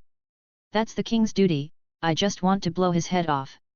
Rhaegar would have none of that pretense of generosity, it wasn't the king who almost had his pants taken off. Let's give the White Hart affair the benefit of the doubt, is it true that you only regained your health because you ate a magical fruit? The conversation took a turn, and Viserys found himself thinking about the fruit his eldest son had mentioned. He had been cut by the Iron Throne, and the wound had never healed, no matter what kind of medicine he used on it. Over the past 10 years, his body had been scarred, and many parts of his body were festering with pus. From moment to moment, his nerves were on edge with pain. If the White Hart really had that magical fruit, it might be able to heal his body. Of course, Rhaegar knew why his father had asked that question. I'm not lying. The White Hart was willing to come near me and feed me the fruit that restored my health. Viserys' face lit up, then, do you think you can still find the heart? He was straightforward, I think that magic fruit is very rare, it's hard to get a second one, even if you find the heart, it might be useless. How do we know there isn't one if we don't try? Viserys was not ready to give up on the hope of a cure.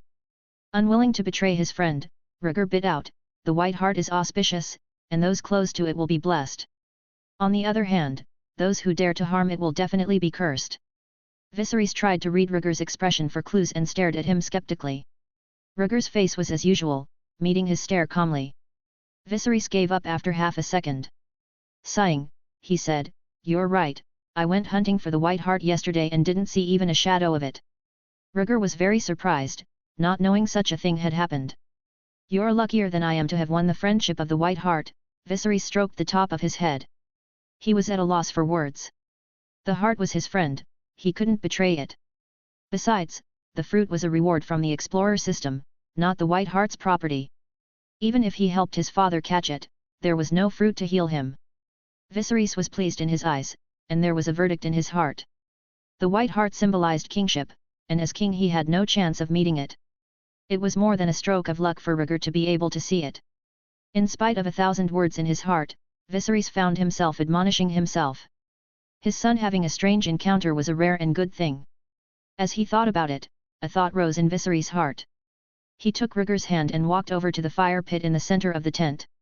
He drew the dragonhorn dagger from his waist and placed the blade in the fire to Rhaegar's puzzled eyes. When the blade, forged of Valyrian steel, was completely reddened by the heat, he grabbed the dragonhorn handle and pulled it out. He held it up in front of Rhaegar's eyes. "Have a good look, what do you see?" Viserys asked in an encouraging tone. Rhaegar looked at the reddish dagger.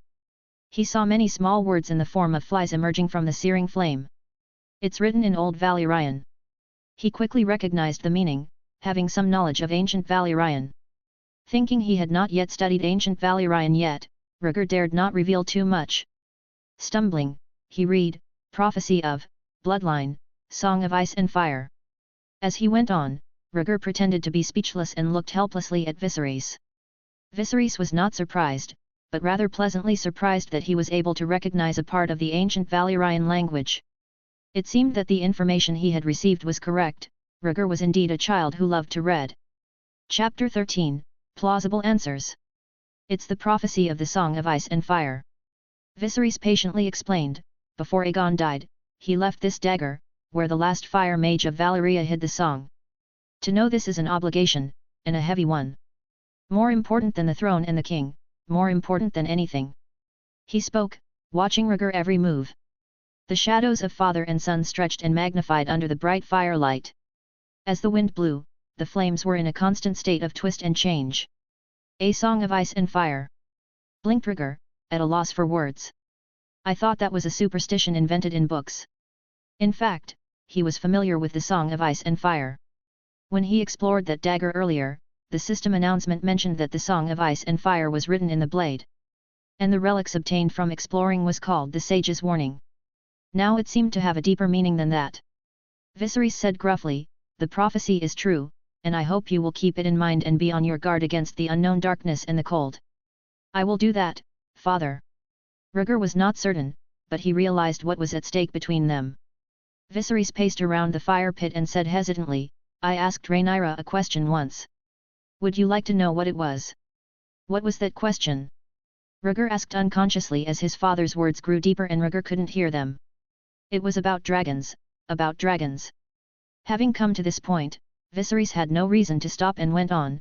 "Dragons are ancient creatures that have been with the Targaryen family since the days of ancient Valyria, both great and imperfect. How do you feel about that?" Rhaegar shook his head. "My dragon egg has yet to hatch, my sister refuses to let me ride a dragon, and the closest I've ever come to a dragon is still Balerion's skull.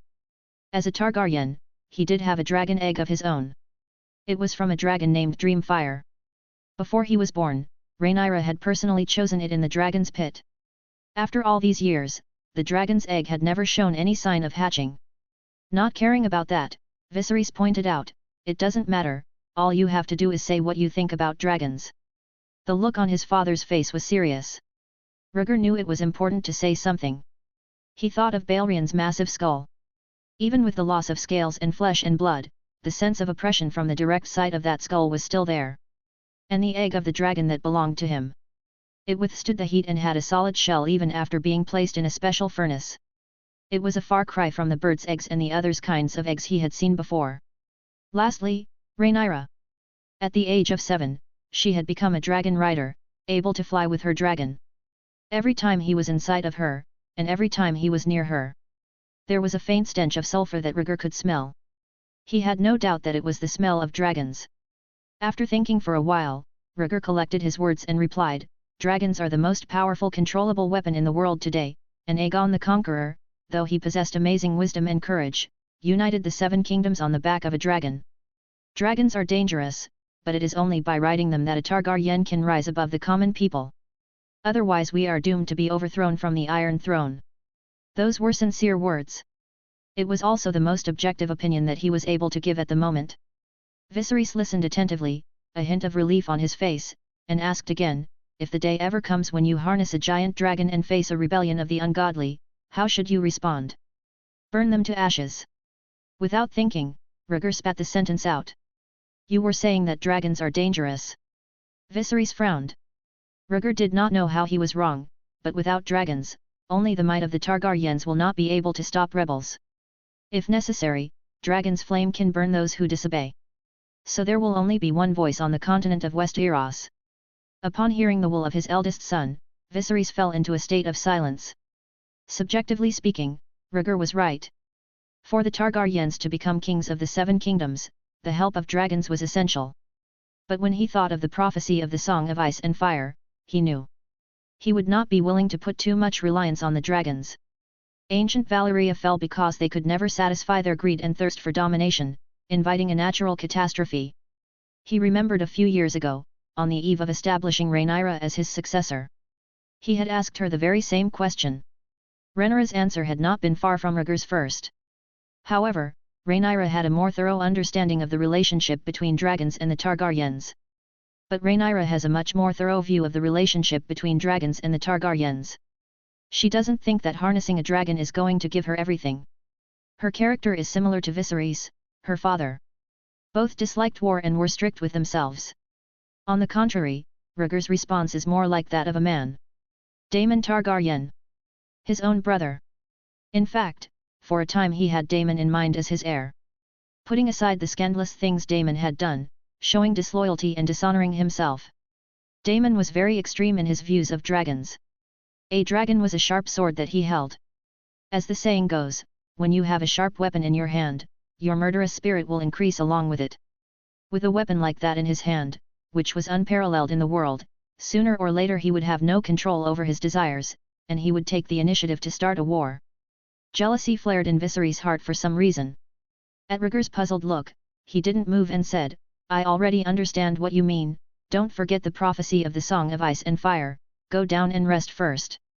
Rhaegar did not pursue the question and said knowingly, okay, you drink less wine too, father. Viserys had a friendly smile on his face as he left the tent. His face was blurred in the dim light of the fire. Out of the tent, the noon sun beat down on him. It blinded Rhaegar's eyes.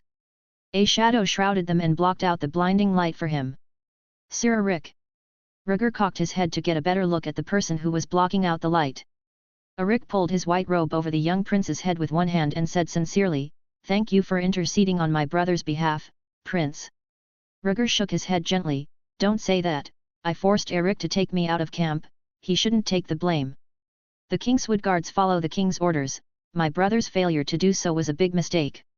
Eric was a very resourceful man, and came to understand the place this prince held in the king's heart, and came to respect that. What about Sir Eric? Rhaegar asked. Eric said, there was a commotion coming from the camp just now, and he went to check on the situation. There's a commotion, then I'll have a look at it, too. Rhaegar became interested, not forgetting to urge, my father is still inside, Sir, pay more attention. Well, duty calls. Eric raised his hand in a salute. Outside the king's tent, Rhaegar didn't join the crowd. Instead, he picked his way through the various tables of snacks and roasted meats. He ate a quick meal. In his haste, he had only a few sips of water. Rhaegar. Rhaenyra's voice came from behind him as he waited around a grill. Rhaegar's head snapped to attention and he was startled. Rhaenyra was covered in blood, her silvery hair blackened with dried blood, as if she had just been fighting. Rhaenyra, how did you get to be like this? He ran forward with his short legs, not caring about eating the meat. I was looking for you yesterday. Unfortunately, I couldn't find you. Rhaenyra slapped him on the head and threatened, you have to call me sister, not Rhaenyra, and you shouldn't be running around. What's the point of all this pretending now? Where are you hurt, is it serious? Rhaegar worriedly checked to see where she got hurt. Rhaenyra picked up her chin and said proudly, it's not my blood, I'm not hurt. Chapter 14, The Breakbones Harwin Strong. A boar attacked me and I butchered it. Rhaenyra rubbed Rhaegar's head, sounding proud as she spoke. Wow, such a brave boar hunter lady are. The words flashed through Rhaegar's mind like a flashback. Rhaenyra turned pale in an instant. Just as Rhaegar was about to suffer the wrath of his sisters, a voice broke the intimacy between the siblings. Princess, I heard you had to deal with a wild boar all on your own. The voice came from the side of the barbecue grill. The siblings looked simultaneously and saw a burly man with brown curly hair and a thick beard. The other's features made Rhaegar feel familiar. But the two parties had never met each other before. Just a coincidence, Sir Harwin, Rhaenyra smiled politely, recognizing the other party. At the mention of the strong family name, Rhaegar had an epiphany. He realized where the familiarity had come from. The one that made him uneasy, Larys Strong. Rhaenyra noticed his look and whispered, "He is the eldest son of the Master of Coin Lionel, a very famous knight known as the Break Bones." The Break Bones? He would break the bones of those he fought? Rhaegar questioned half-jokingly. Harwin laughed as he skinned a pigeon and replied, "That's right, during a sparring match I smashed an unfortunate man's skull with my warhammer, and those who survived gave me the nickname Bone Breaker." "Impressive, it seems that you are a very powerful warrior indeed," he replied lightly. It wasn't hard to hear the other's pride in his tone. A knight with such an intimidating title certainly had the capital to be proud of himself. Nimbly handling the pigeon, Harwin casually picked up a rag to wipe his hands and went up to joke. "My roasted meat is good. I just saw the prince eating quite a bit, I wonder if the princess would like some." When he spoke, this tall and stocky man spoke in a humorous manner and had an easy-going temperament. It was hard to imagine him crushing someone's head in battle. "No, my father is still waiting for me, no one can say no to the king," Rhaenyra smiled apologetically and politely declined. "That's fine, I'll be serving in King's Landing for a long time to come. If the princess wants to taste my handiwork, you're always welcome to visit." Harwin was very reasonable, which meant he was approachable without being overly solicitous. Rhaegar had a glimpse of something in him. Respect. Of course, the older Rhaenyra was able to see it as well. "Will do, sire," she said slightly uncomfortably, her hands going behind her back and her smile becoming much more sincere. Without further interruption, Harwin smiled and curtsied. This action further increased Rhaenyra's favor. Rhaegar was puzzled and bristled as he looked at his somewhat reserved sister. "I'm going to see father. You just hang around." Rhaenyra had to see Viserys, there was no time for more chit-chat, and she walked away quickly. By this time, a number of princes and nobles were in the camp, and the bloodied princess was the focus of attention.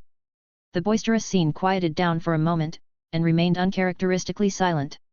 Such measuring gazes disgusted Rhaenyra greatly. Coldly, she walked past, occasionally stopping to stare at a few. Mostly, the princess's aura overwhelmed the bystanders, forcing those with weak hearts to lower their heads, not daring to meet her eyes. Despising those who were cowardly, the corner of Rhaenyra's mouth curled up slightly. Rhaegar pursed his lips and seemed to experience loneliness as she looked back at the crowd. Kingswood's hunt was over. Viserys was the first to board a carriage and return to King's Landing. Considering the misdeeds of the siblings who had gone missing, this father decided to punish each one separately. The princess was of marriageable age, but she did not like the man the king had chosen for her. Viserys risked his blood and arranged for Rhaenyra to visit and tour the continent alone. On the bright side, as heir to the crown, Rhaenyra can visit lords great and small of the realms, strengthening the bannermen's bond with her. Demonstration of the majesty of the Targaryen royal family. In reality, this was indeed the case. Since becoming heir, Rhaenyra had mostly been just a voice in political affairs. No real power to speak of. No familiarity with the lords whom had sworn allegiance to her. Viserys wanted to increase Rhaenyra's presence this time, so that the bannermen would be more accepting of her as heir. Have Rhaenyra, as heir apparent, visit the great and small lords of the realms to strengthen the bannermen's bond with her. To show the majesty of the Targaryen royal family. In fact, that was the case. Since becoming the heir, Rhaenyra had mostly been a voice in political affairs. No real power. Too, with no familiarity with the lords she swore allegiance to. Viserys increased Rhaenyra's presence this time so that the bannermen would better accept this heir. While accomplishing this purpose, there will also be tournaments and wine banquets to be held in each of the cities. Taking advantage of the opportunity to help Rhaenyra in her search for a marriage partner. In Viserys' opinion, Rhaenyra won't be able to accept the candidate he has chosen, so let her choose for herself. You will be able to choose from all over the kingdom. I don't think there's no one worth choosing. You can see how seriously this father took the wedding of his daughter. With eldest daughter's problem was solved. The eldest son, Rhaegar, was in a better position. Viserys ordered Rhaegar to continue living in the Red Keep, not allowed to step outside the Red Keep's door, in order to recuperate from his illness. For this reason, several maesters were sent to check on his health at regular intervals. They wanted to make sure that his illness was completely cured. Rhaegar, of course, refused the restrictions on his personal freedom. After some argument, Viserys was of the opinion that his eldest son was ready for learning. To teach him to read and write, he sent 2 old maesters. Every day at 6 o'clock, he was forced to get out of bed and begin a cycle of 8 hours of education, followed the next day by a check of the suffering boy's homework. Rhaegar went numb. Viserys was not treating him at all like a child who was recovering from a serious illness. With a learn-or-die attitude. Rhaegar's originally pale face improved under this kind of training. However, the dark circles under his eyes became more pronounced day by day, more so than they had been before. "Damned maesters, damned citadel, sooner or later I will get back at you." Faced with the harsh training of the 2 old maesters, Rhaegar practiced writing while secretly making up his mind. Rhaegar asked Viserys when he would get his freedom back. The answer he received was, "When your sister returns to King's Landing, you will be able to walk out of the Red Keep." So it was that Rhaenyra's thoughts about Rhaenyra were incomparably intense. He was too much in need of his sister. "I hope you come back soon." Time passed, and half a year went by. As the leaves turned yellow, King's Landing entered late autumn. As a seaside city, King's Landing's climate did not change much, except that farmers were busier in the fields. Good news came to Rhaegar, who was in the Red Keep. His sister, whom he waited for day and night, was returning. Rhaenyra had finished traveling early and had boarded a ship to leave the Stormlands, and she would be back in King's Landing in a few days. Regardless of what others thought, Rhaegar was overjoyed. Every day after classes ended, he sat before the glass window in the Red Castle's attic and gazed out over the sea. He was expecting to see Rhaenyra's returning ship. "This is great, my sister is coming back at last, my days of bitterness are finally over." Rhaegar was broken-hearted about the past 6 months. He was fond of reading. But when he was weak and had no other activities, it was a forced way to pass the time. It wasn't the same as reading behind closed doors like in a prison. "Prince, the king was furious when he heard that the princess had returned to her journey without permission, so you'd better keep that to yourself." There was another voice coming from the attic. He didn't have to look to know who it was. A silver-armored and white-robed Eric was standing in front of another window, his posture as straight as a spear. "Sire, it's not like you don't know my daily routine, do you have no grief for me?" Rhaegar scolded. Eric couldn't help but laugh. "The king expects you to acquire knowledge, but 8 hours of lessons plus homework after school does seem a little too much." Word count, 1507. Comment. To comment. Vote. Chapter 15, Dreamfire's Egg. "Those 2 old bastards are just plotting to murder a young prince," he whispered. Remembering this, Rhaegar felt a surge of anger, itching to strike the 2 old maesters squarely in their dried-up heads, hoping to uncover a treasure trove of answers buried within their skulls, filled with nothing but knowledge. Eric, indifferent to the king's teaching arrangements for the prince, simply smiled without uttering a word. It had been 6 months since they had seen or heard from each other since the conclusion of the Kingswood hunt. Just a few days prior, Viserys had informed Rhaegar of Rhaenyra's return from her travels, and he had dispatched Eric to stand guard by Rhaegar's side, swearing to ensure the safety of the king's eldest son and to fulfill all assigned tasks. Rhaegar remained unaware of his father's intentions, but with a dependable king's guard like Eric by his side, why would he refuse the offer? Their shared experiences had forged a bond between them, and the stern knight could even lighten Rhaegar's mood with a few harmless jests now and then. "I am weary, sire," Rhaegar admitted after they had rested for a while, before deciding to retreat to his chambers, with Eric trailing behind. The duty of the king's guard extended only to safeguarding the king and his household. They would not intrude upon the prince's personal quarters, but would stand vigil at the door. Upon returning to his chambers, Rhaegar's first stop was the fireplace, where a stove-like container had been placed. Opening the lid, he was greeted by a rush of hot air. Peering inside, he beheld a dragon egg, dark in color and adorned with a diamond-shaped pattern, the very egg that once belonged to him. As he gingerly touched the heated surface of the egg, a pang of sorrow washed over Rhaegar. "Still dormant? When will the dragon hatch? Perhaps fortune has yet to smile upon me," he sighed, lamenting his luck. Rhaegar's dragon egg had remained stubbornly inert for 6 long years, showing no signs of hatching. Yet, out of habit, he continued to stroke the egg and engage in conversations with it, hoping against hope that his attentiveness might somehow coax it to hatch. Feeling parched from his one-sided discourse with the dormant egg, Rhaegar closed the lid of the container, concluding today's session of conversation.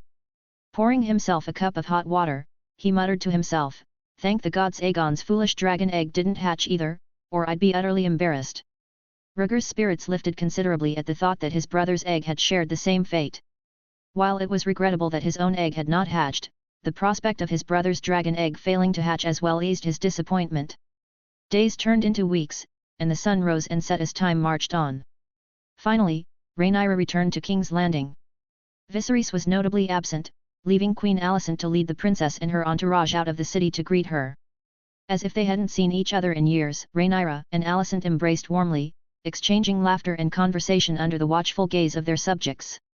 The heartwarming scene elicited cheers and applause from the crowd.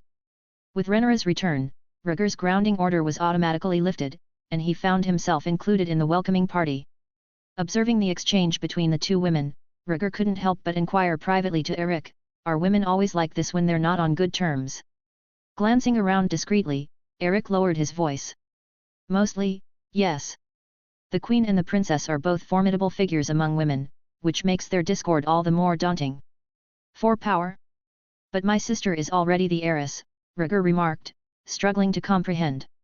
Shaking his head solemnly, Eric replied, "Discussing matters concerning the royal family is a sensitive subject.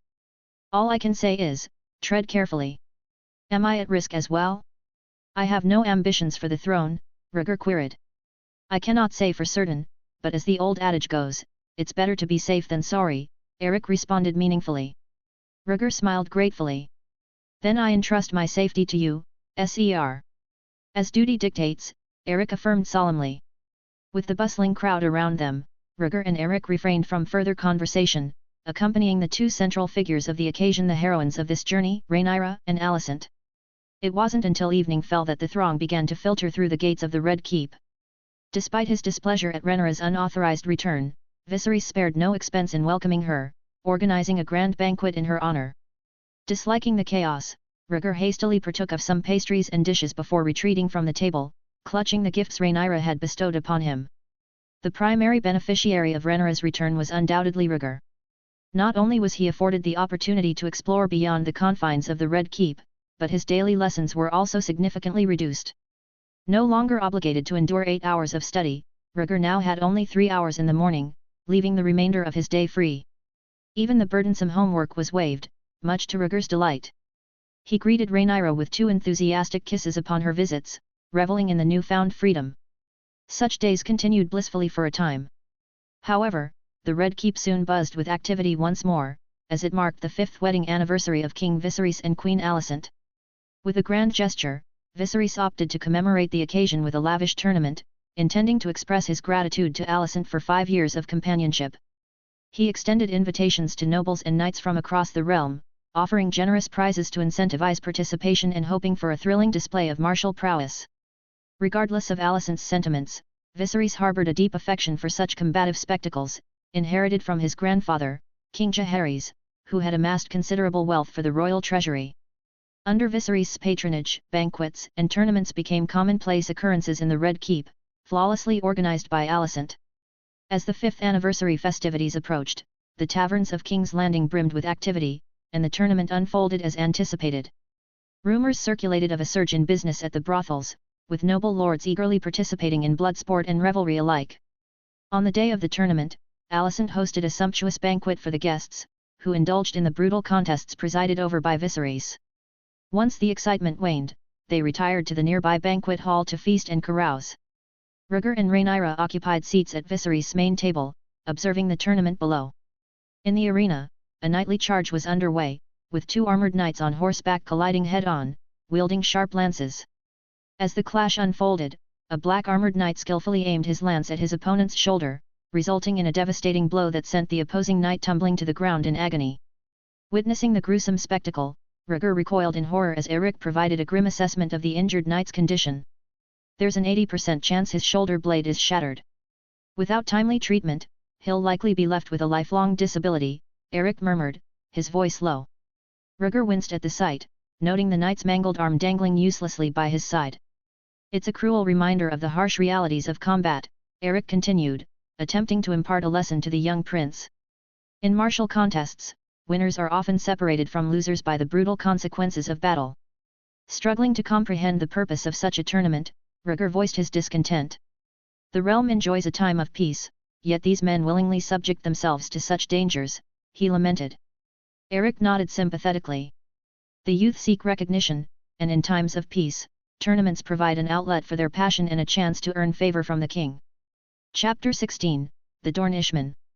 You're right, Sir, Rhaegar concurred. Speechless, Rhaegar continued to watch the bloody tournament unfold before him. Hungry, he muttered to Rhaenyra, rising from his seat and making his way towards the banquet hall. The pointless fighting had robbed him of his appetite, and he desperately sought some fruit to ease his fatigue. Eric simply shrugged and accompanied him. The charge session ended, concluding with mounted archery, melee combat, and duels. As the dust settled from the blood and guts, attention turned to the duels. The rules were straightforward: 2 opponents in armor, armed with weapons, engaging in unlimited combat until one concedes defeat or death. This was commonly known as single combat. The first 2 duels proved to be thrilling spectacles, with knights wielding swords, hammers, and iron and steel in a riveting display of combat prowess. Thanks to the sturdy protection afforded by their armor, injuries were mostly superficial, unlikely to cause disability or death. The duelists on the field were not fools. They fought for honor and gold, knowing well that most nobles preferred their entertainment without fatalities. Why risk fighting to the death when a spirited performance could earn cheers and applause from the noble spectators? It was often difficult for the audience to discern whether the combat was genuine or staged. The anticipation mounted as the third duel approached. On one side stood Bart of Iron Oaks from the Vale, known as the Knight of the Hammer. Towering and rugged, he was clad in silver and grey armor, wielding a hammer in one hand and a shield in the other. Opposing him was a young man with brown skin, lightly armored and armed with a lance. It was evident that he hailed from Dorne. Although Aegon the Conqueror held dominion over the 7 kingdoms, the Dornish people never acknowledged the authority of the Targaryen dynasty and remained in constant rebellion. It wasn't until a few years before Aegon I's death that Prince Martell of the Dornish kingdom sent a representative to initiate reconciliation between the 2 sides, effectively ending the conflict between the Targaryens and the Dornish. However, while the formal war had ceased, sporadic disputes persisted. The fierce Dornish frequently raided neighboring territories, perpetuating trouble for the kingdom. Observing the Dornish faces below, Rhaenyra's boredom gave way to intrigue. "I didn't expect a Dornish warrior to participate in this tournament," she remarked. Turning to Cole, her companion, she inquired curiously, "Who do you think will emerge victorious?" Cole chuckled, replying, "We haven't seen them fight yet, it's too early to make predictions. It's said that the Dornish are ferocious and warlike, labeled as bloodthirsty barbarians. I wonder if there's truth to that," Rhaenyra mused, her interest piqued. As the referee sounded his horn, signaling the start of the duel, Bart concealed his face under his helmet, gripping his hammer tightly as he advanced cautiously, wary of his opponent. He had heard the rumors surrounding the Dornish tales of their fierceness and ruthlessness. He dared not underestimate them, who knew if they would show mercy. In stark contrast, the Dornish youth moved with fluid grace, pacing confidently with his spear, his words dripping with provocation. "Foolish giant, why wield a broken hammer when you could have forged iron at the smithy?" As they exchanged words, both combatants displayed agile body movements, constantly exerting psychological pressure on each other. Bart, lacking battlefield experience and less adept at controlling his emotions, struggled to contain his anger after being insulted. "Brown-skinned monkey, I hope your brain is as resilient as your tongue, or it'll be crushed under my hammer," he retorted. Seizing an opportunity as his opponent leaped, Bart advanced with an arrow step, swinging his hammer in a sweeping motion fueled by momentum. Spectators outside the arena watched intently, anticipating the spectacle of bloodshed. "Idiot, you're too slow," the Dornish youth taunted, rolling to evade Bart's hammer strike.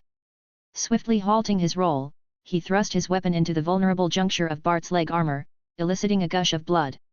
"Ah! Damn Dornishman!" Bart howled in pain, his fury ignited, eager to crush his opponent's skull with his warhammer. But the Dornish youth proved elusive, evading Bart's strikes with the agility of a rolling donkey. With a quick jerk, he drew his lance and stabbed once more at the weak spot in Bart's hip. Pfft!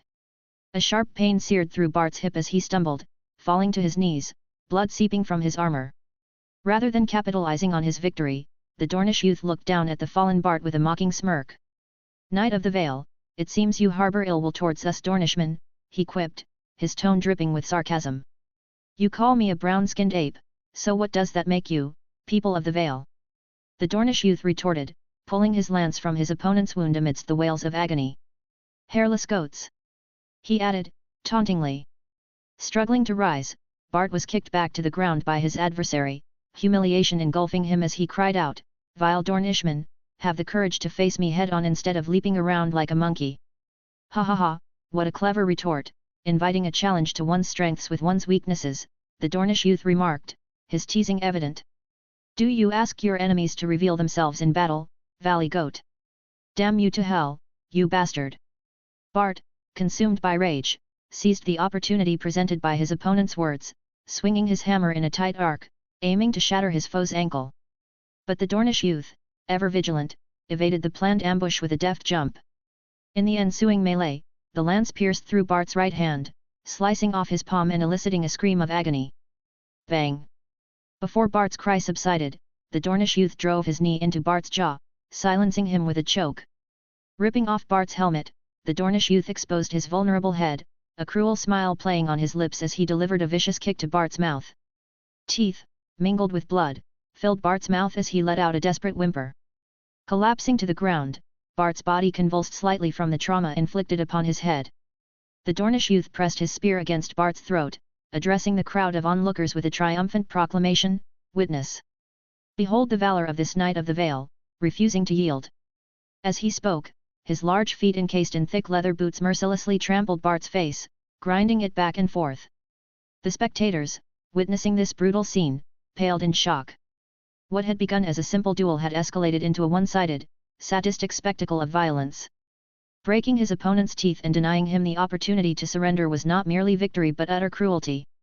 King Viserys, his face turning blue with rage, turned to council member Lionel standing beside him, his glare piercing. "What manner of dishonorable brute from Dorne shows no respect or mercy? He's making a mockery of all present." Wiping away imaginary sweat with a handkerchief, Lionel attempted to explain, "Your Majesty, the Dornishman in the arena goes by the name of Degas Orleans. When he registered for the tournament, he expressed great admiration for you and sought to provide an impressive performance. And this is his idea of an impressive performance." Viserys seethed with anger. "The Dornish have never shown gratitude. He should be arrested for his insolence and thrown into the darkest dungeon until his dying breath." "I beg your forgiveness, Your Majesty," Lionel bowed his head in shame. "At this point, all we can hope for is that he swiftly dispatches the Bart Knight and minimizes any further disgrace." "How can you speak so callously?" Viserys retorted coldly, no longer able to ignore the situation. Meanwhile, inside the arena, the Dornish youth continued his frenzied antics, oblivious to the turmoil he had caused. "I've heard there are many formidable warriors in the Vale.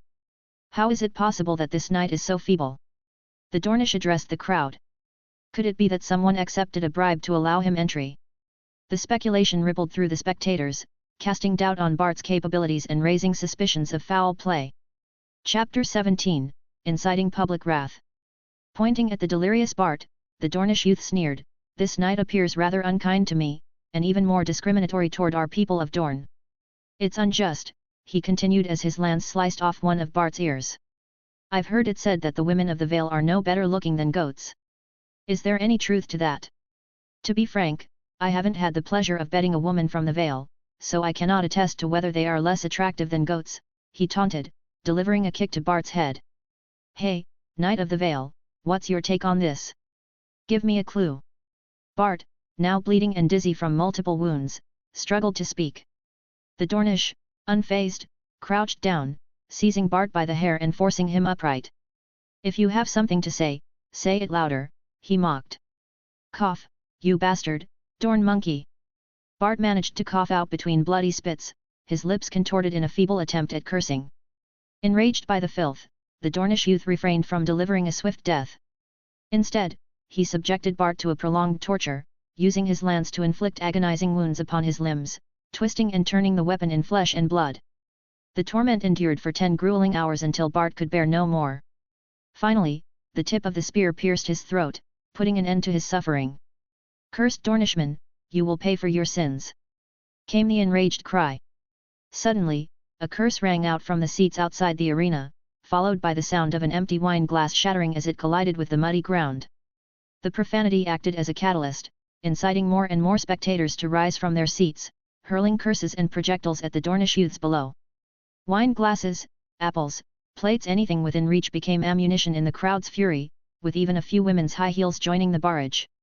Among the onlookers stood Rhaenyra, her expression impassive as she watched the Dornish youths evade and mock the onslaught from above. As a princess of the realm, Rhaenyra had never harbored affection for the Dornish people. Furthermore, her mother, Aemma Oren, hailed from a family that staunchly defended the Vale. The brazen mistreatment of loyal Vale knights and the mocking of Vale women by the Dornish youth only fueled Rhaenyra's simmering rage. Cole, descend and challenge him to a duel. I want him dead, Rhaenyra commanded, turning to her companion. Cole looked torn. I am at your service, princess, and this Dornishman's actions are indeed despicable. But as a member of the King's Guard, I cannot engage in a duel without the King's orders. Then I will find someone who can, Rhaenyra declared dismissively, striding toward Viserys. Approaching her father, she lowered her voice. Father, this man's arrogance is intolerable, and he is insulting the realm. I can have Cole challenge him, and justice will be served for Knight Bart's death. Already irritated, Viserys responded curtly. Although he acknowledged his daughter's suggestion, Viserys remained composed and advised, let us wait a moment. There are many brave knights in the realm, and the King's Guard must not be overstepped. We should afford the young ones an opportunity to showcase their skills. Rhaenyra was tempted to argue, but ultimately held her tongue. The match continued, and Lionel intervened to quell the crowd's hostility towards the Dornish. In front of the spectators, the young Dornishman taunted, the Knights of the Vale are no match for me. Are there any true fighters among you? I seek worthy opponents, not cowards and weaklings. He chuckled arrogantly, provoking further ire. I'll accept your challenge, declared a middle-aged knight clad in silver-grey armor, stepping forward. Advancing into the tournament arena with a long sword in hand, he announced in a deep voice, I am Sir Balot of the Stormlands. Allow me to teach you the importance of respect. The Dornish youth responded with a playful smile, is that so? I look forward to seeing your prowess, Sir Balot. Meanwhile, in the banquet hall, tables were laden with sumptuous food, and noble women engaged in lively conversation reminiscent of a tea party. Rhaegar sat alone at a table, a plate of pastries before him, leaving a sizable gap where one particular confection rested.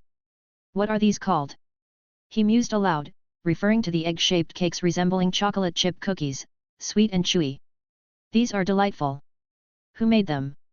Rhaegar exclaimed with raised eyebrows, thoroughly enjoying the treat.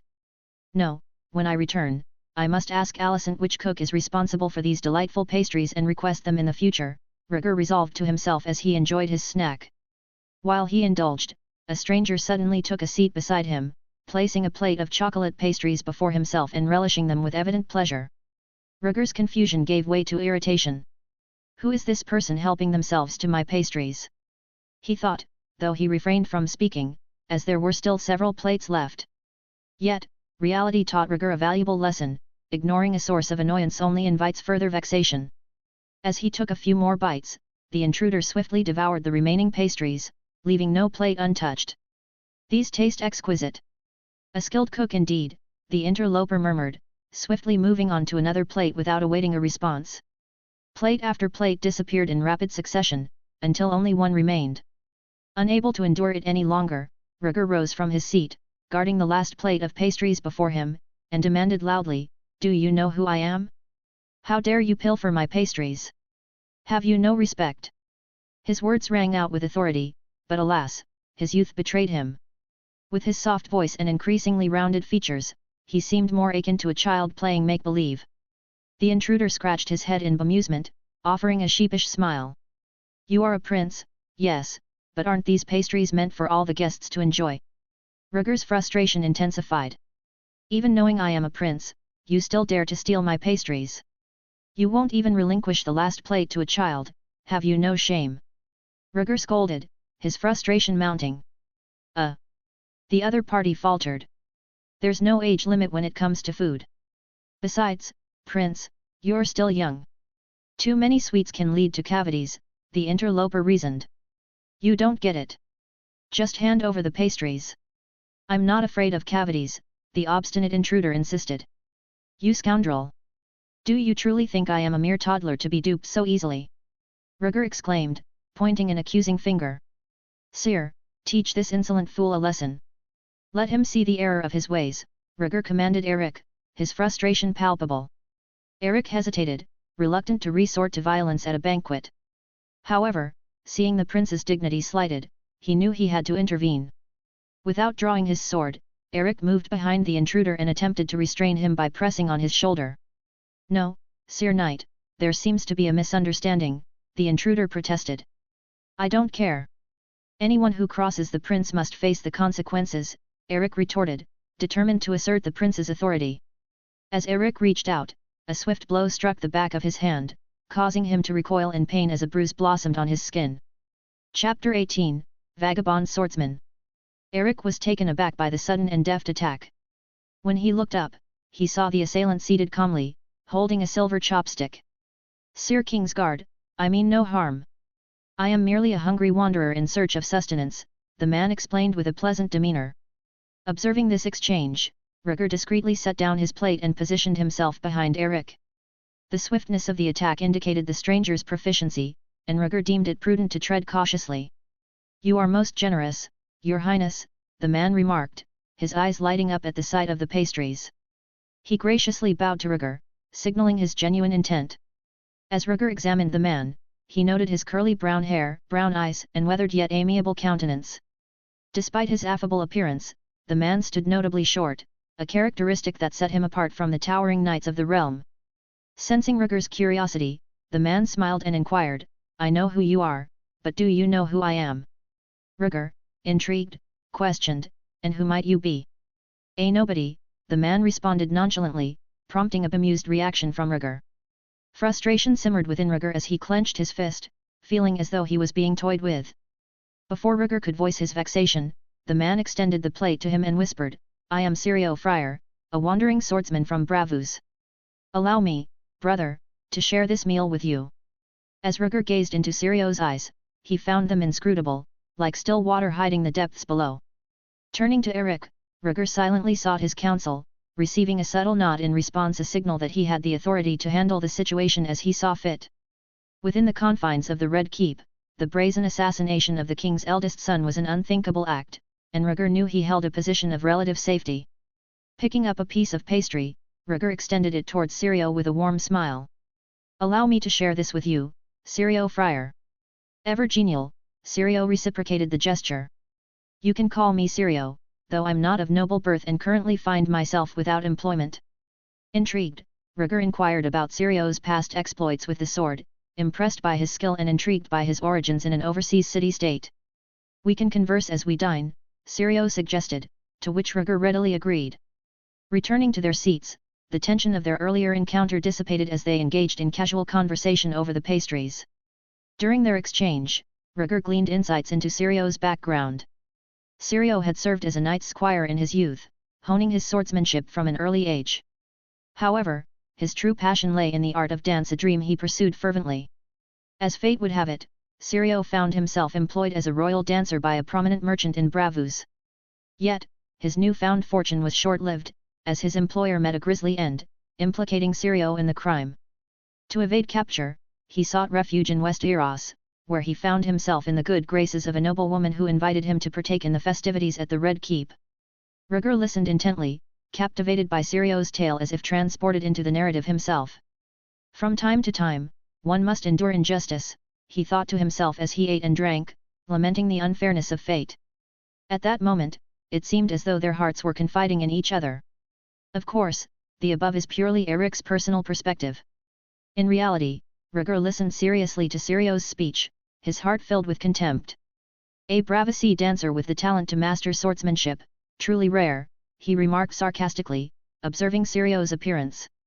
If you want height, you have fencing skills, if you want looks, you have fencing skills.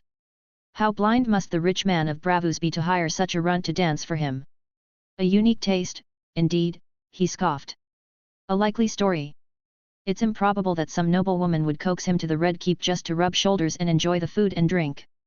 Rhaegar laughed at his remarks but remained silent, quietly observing Sero fabricate his tale. After chatting for a while, all the chocolate pastries on the nearby table had been eaten, and Sero stopped regretfully. Casually, he mentioned the tournament happening outside. "Prince, there's a great duel going on out there. Don't you want to go see it?" Rhaegar shook his head. "No, I'm too young to witness bloodshed." Sero chuckled. "That's true, but the dueling arena is chaotic. The king is furious." "Why?" Rhaegar frowned, sensing a hidden agenda in Sero's words. "A Dornishman killed his rival, and he is making a spectacle of it," Sero explained, taking a small sip of his wine. "The Dornishman will continue to challenge, the second duel should have just begun." "Let's go see," Rhaegar said, rising immediately and leading Eric to the tournament grounds at a brisk pace. Sero smiled and followed suit. As the three of them arrived at the arena, they noticed that the audience was loudly cheering for one particular individual. Rhaegar found a spot nearby and stood behind the railing to watch. Inside the arena, a silver-grey armoured knight held a sword in both hands, wielding it forcefully and driving a brown-skinned young man back. With each swipe of his sword, the crowd cheered and encouraged him to finish off his opponent. After observing for a while, Eric whispered, "The advantage lies with the Knight of the Stormlands, while his opponent, the Dornishman, is just a shameless scoundrel." Rhaegar nodded, fully engrossed in the duel. The knight launched relentless attacks in a typical charging style, swift and precise, effectively suppressing his opponent's movements and leaving little room for counterattacks. The Dornish, however, utilized the agility provided by his light armor to evade each strike, darting left and right. His lance served as both a shield and a weapon against the knight's sword, resulting in a cacophony of clashing sounds echoing throughout the arena. While they watched the duel unfold, Sero suddenly remarked, "The outcome is already decided, the shift from offense to defense is imminent." Rhaegar looked at him skeptically and inquired, "Why do you say that? That knight seems quite formidable, doesn't he?" "It's true that he's formidable on the battlefield, but the Dornish is avoiding direct confrontation and only needs to wait for his opponent to tire out before claiming victory," Sero explained. Rhaegar glanced towards the dueling arena. Upon closer inspection, he noticed that the knight was indeed slightly panting after his attacks, struggling to close the distance with his opponent using his longsword. Meanwhile, the Dornish youth appeared to have some energy left and was skillfully evading the confrontation. He didn't forget to taunt, "Lord Knight, if you were on horseback, I might reconsider facing you, but alas, you're stuck in the ground." "Even without a horse, severing your head won't be a problem," Sir Balot retorted, his voice dripping with disdain, though sweat glistened on his brow. Rhaegar tugged at Eric's cloak. "Sir, is it true that Sir Balot is losing?" Eric's expression was grave. "It's difficult to say. The cunning Dornishman isn't giving him any opportunity to gain ground. And is heavily armoured, the longer this goes on, the worse it'll be for him." At the opportune moment, Sero interjected, "Armour can save a warrior's life in crucial moments, but it also hampers the body's flexibility. Like the Dothraki across the sea, who never wear armour, believing that agility is the key to victory in battle. Let's keep watching. I have faith in Sir Balot." Rhaegar's expression hardened, secretly rooting for the knight. Chapter 19, The Rogue Prince Daemon. "Wait and see," Sero waved his hands in an indifferent manner. The vision of a highly trained swordsman proved poisonous enough. Within 5 minutes, Balot swung his sword much less frequently and stopped his pointless pursuit. Knowing that the momentum was gone, he forced himself to endure the severe pain and cried out in humiliation, pleading to end the fight. He had completely lost his will to continue battling his opponent. Bart's previous experience was too frightening, and he didn't want to follow in his footsteps. With his admission of defeat, the young man from Dorne became even more incensed, displaying his mockery with no regard for the rest of the knights. He had come here to insult this group of noble lords. As for the consequences of this? Oh, since he had the audacity to be here, of course he has some grounds for concern. On the high platform, Viserys stared in horror at the Dornish boy who was pounding his chest with both hands, the knuckles of his hands turning white as he gripped the armrests of his chair. "Bloody Dornish, go find powerful knights to challenge him," he commanded Lionel. "Not a problem, Your Majesty." Lionel didn't dare to say more and went backstage to find a knight who could defeat the Dornishman. There were many competitors who had signed up for the tournament. They wouldn't let the Dornishman have the upper hand for too long. In the corner, Rhaegar turned with a stern look on his face, not wanting to see the ape-like screaming and shouting in the arena. "Don't be angry," This Dornish boy is a good fighter and smart enough to fight the common man, Sero spoke eloquently. I can tell you, the kingdom is full of warriors, that guy down there will lose sooner or later. Rhaegar's tone of voice was firm. Yes, every powerful warrior has their own unique fighting style. Sero's tone turned. If it's me against that Dorn lad, the best thing to do is to show the enemy's weakness, giving openings to let the other party attack first, and seizing the opportunity to counterattack defensively. What, you want to go into the field? Rhaegar looked at him with a strange expression. A wandering swordsman won't draw his sword unless he finds a good reason. Sero looked meaningfully at Rhaegar, the corner of his mouth curling slightly. What do you want? To apply for a job as a dancing instructor at the Red Keep. Rhaegar was not surprised when his opponent revealed his wolf's tail.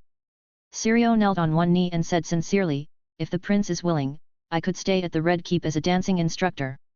Why? There is no reason, I'll just do it if you want to. Rhaegar raised an eyebrow. That reason won't work, I wouldn't dare keep a dangerous person in my service. Sero sighed and pondered a moment before answering, you're King Viserys' eldest son, rightful heir to the Iron Throne, your status and potential deserve my allegiance. That is a good reason, but it is still lacking in sincerity. Still not trusting him, Rhaegar warned, one more thing, the heir to the Iron Throne is my sister, I have no intention of competing with her for that throne, and no one should try to stir up our relationship as siblings. Having said that, Rhaegar turned around and walked away without even looking at Sero. That person's appearance was too abrupt, it was a deliberate approach right from the start. He picked up the pastries to show off his extraordinary skills and commented on the duel with a sharp look in his eyes. It was all a demonstration of his value to him. Unfortunately, he revealed what he wanted to achieve too soon. Did he really think that Rhaegar was a child who knew nothing of the world? Thinking that his status was superior and he could make people bow and follow him willingly just by releasing his royal aura? Low tactics, dark purposes, if you see this Sero again in the future, take him straight to the dungeon, Rhaegar complained indignantly to Eric as he walked toward Rhaenyra's position. Yes, Prince, his face slightly hesitant, Eric nodded in agreement. What is it, Sir? Rhaegar wondered, seeing him look like he was about to say something. As the prince said, Sero's means are too rudimentary for the skills of a highly trained swordsman, Eric doubted. Rhaegar's eyes flashed. A good swordsman does not necessarily equate to a good knight. Still, he was paying a little attention.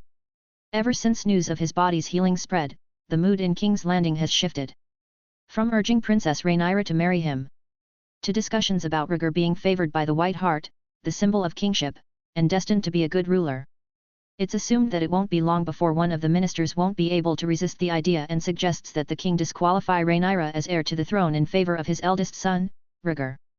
Through Eric's mouth, he learns that the reason Viserys has him under house arrest for half a year is because he does not want Rhaegar to be subject to too much criticism, which will have an effect on his mind and be under the coercion of scoundrels. Rhaegar did not object and accepted his father's good intentions. Perhaps he was too young for this. Rhaegar did not care much about qualifying to inherit the Iron Throne. Rhaenyra had already been heir for several years, so why should he have to interfere with something he had no regard for? All of a sudden, a strange roar came from the distance, his face instantly changing. Rhaegar raised his head. Only to see a huge scarlet figure appear in the sky, coming from near and far over the martial arts arena. Sharp horns, a snake-like neck, and wide and powerful red fleshy wings. It's a dragon! Rhaegar cried out in a low voice unconsciously as he looked up at the flying dragon with unblinking eyes. The giant dragon's arrival was the focus of more than just Rhaegar's attention. The crowd that filled the arena was swept away by the powerful gusts of wind swept up by the dragon's wings. It blew their hair around and made it impossible for them to open their eyes. The scene immediately took a sharp turn for the worse, as the crowd screamed and cried in shock, trying to escape the dragon's shadow. Calm down, this is the Targaryen dragon, the king is with you. Don't panic, don't run. It was at that moment that a thick and powerful high-pitched scream rang out, stifling the panic in the hearts of the crowd. It was the voice of a stocky old man with a white beard and white hair. Captain of the King's Guard, Harold Westerling. Standing next to him was the king, who was seated at ease on a high platform. At that moment, Viserys was as normal as ever, calmly gazing at the dragon, with the temperament of a king on display. The moment they saw the king, it was as if the crowd had swallowed a tranquilizer pill, and the noisy scene calmed down considerably. Sanity gradually returned after a short period of anxiety. Many people let out exclamations of surprise when they saw the appearance of the giant dragon. That is Caraxes, Prince Daemon's dragon. That's right, it's Caraxes. I've been in battle side by side with Prince Daemon, there's no way I'm wrong. Look, there's someone behind it, it's Prince Daemon. Caraxes, who was called by name, roared excitedly, and reddish dragon flames surrounded by thick black smoke were ejected from the dragon breath. For 3 full rounds, Caraxes circled the sky above the martial arts arena, surrounded by countless people. The dragon slowly landed on the dueling arena only after the figure on the dragon's back gave the command. As soon as Caraxes landed, he greedily surveyed the originally arrogant Dornish youth, his snake neck stretched out, his nostrils spitting hot streams. Honorable Prince Daemon. Faced with a huge dragon that could devour people directly, the Dornish was almost frightened to death. Shaking and trembling, he retreated further, greeting the person on the dragon's back with a panicked salute. Chapter 20, King of the Stepstones. In the distance, Rhaegar looked across the field and saw the dragon rider's face. He had the usual long silver gold hair and violet pupils of the Targaryens. Upon closer inspection, his face appeared cold, with a prominent nose and unruly eyebrows, reminiscent of the temperament of a slumbering dragon. Rhaegar knew who it was, having heard the rumors from the crowd. It was his uncle, Daemon Targaryen. The rogue prince who, as a teenager, led his followers on a crusade against thieves and bandits by daring to travel the continent on a dragon. Rhaegar had heard that there was a great deal of talk about his adventures, and there was even a book about him. Look! It's a huge dragon, a living huge dragon, it's so big. With the nature of a child's heart, Rhaegar did not care who his uncle was, his heart and eyes were solely focused on the terrifying scarlet-scaled beast. I will ride an equally majestic dragon in the future, Rhaegar exclaimed, tugging at Eric's large hand. No. It has to be more majestic and more powerful to be good, this dragon is too skinny. The youngster poured out all he wanted to say without holding back.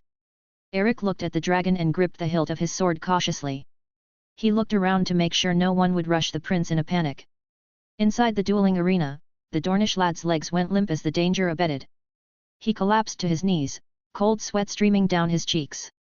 Daemon turned and leaped from the dragon's back, striding toward the viewing platform, treating the people in the corner as if they were nothing. No one daring to stop him, Daemon took one step at a time and walked over to where Viserys sat. Stay where you are, no offense to the majesty of the king. Captain Harold of the King's Guard sheathed his sharp sword and pointed it at Daemon's chest. Daemon glanced at him and ignored him, looking cold as he spoke. Viserys stood motionless, his eyes as deep as the sea as he surveyed his brother. Daemon watched him as well. Neither uttered a word, and for a brief moment, the scene was enveloped in solemnity. Nearby lords and ministers appeared uneasy, unsure of how to handle the interaction between the two brothers. There was a moment of silence. Then Daemon took a self-conscious step back to disarm Harold's guard. Add it to the Iron Throne, he said, pulling a double-bladed axe from his belt and throwing it in front of Viserys. Unmoved, Viserys looked at Daemon's head and said in a low voice, "You wear a crown and call yourself a king. The people called me king of the narrow sea as soon as the kingdom of the three daughters was overrun."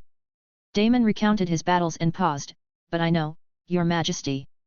There is only one king." Saying, "My crown and the stepstones are all yours," Daemon knelt on one knee, removed the vine crown on his head, and lowered his noble head. The expectations of everyone present were far exceeded by these words and deeds. Who would have expected that the always arrogant Prince Daemon would take the initiative to soften up and show his older brother the respect and decency that comes with being a king? Looking down at his younger brother who understood the situation, Viserys was in no hurry and asked, "Where is Lord Corlys?" "He sailed back to his old home at Driftmark." Daemon answered truthfully. Viserys asked, "Who is in charge of the Stepstones now?" "The sea crabs and the 2,000 pirates of the three daughters who died and were nailed to the beach as an example to others." Daemon's voice trailed off as he answered his brother's question. He knew it was important for him to know how to answer. Upon receiving the less than ideal answer, Viserys thought for a moment and then nodded as if to look away. Viserys rose to his feet and stepped forward, first accepting the crown that Daemon had offered him. After casually examining it, he handed it to Captain Harold. This crown, which symbolized the king of the narrow sea, could be seen to leave him very unimpressed. Noticing the looks of the surrounding lords and ministers, Viserys' eyes flickered as he weakly said, "Get up." Daemon looked at his brother expectantly and, hearing the signal to forgive, slowly began to stand upright. "Welcome home, brother." Viserys' indifference melted like ice as he broke into a smile. Daemon and Viserys embraced each other without hesitation. The bloodline of Balon the Spring Prince was reunited for all to see. Those with brains understood that the king was issuing a warning. Just because he was welcoming the return of his brother Daemon, it did not mean that certain people were allowed to make a big deal out of it. Daemon was aware of that as well. That's why his attitude has always been one of respect, and he doesn't just do whatever he wants. Rhaenyra stood in front of the crowd, watching this complicated game of power from a close distance, with a glee in her eyes that was hard to hide. Her clear and innocent purple pupils could not tell the difference between the real and the fake. It was simply a heartfelt joy to have uncle back home. "Sister." Rhaegar didn't know how he managed to get out of the crowd. He came to Rhaenyra's side and took her small hand.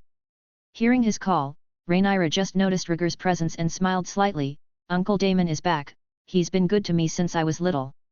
"Right, he looks handsome." At the sight of his sister's joy, Rhaegar could barely manage a smile to go along with the compliment on Daemon's handsome face. It was because he didn't know which outstanding qualities matched this uncle he had never met. Even though he was rarely privy to any information from outside, he knew that the name Crown Prince for a day had come out of the mouth of this uncle.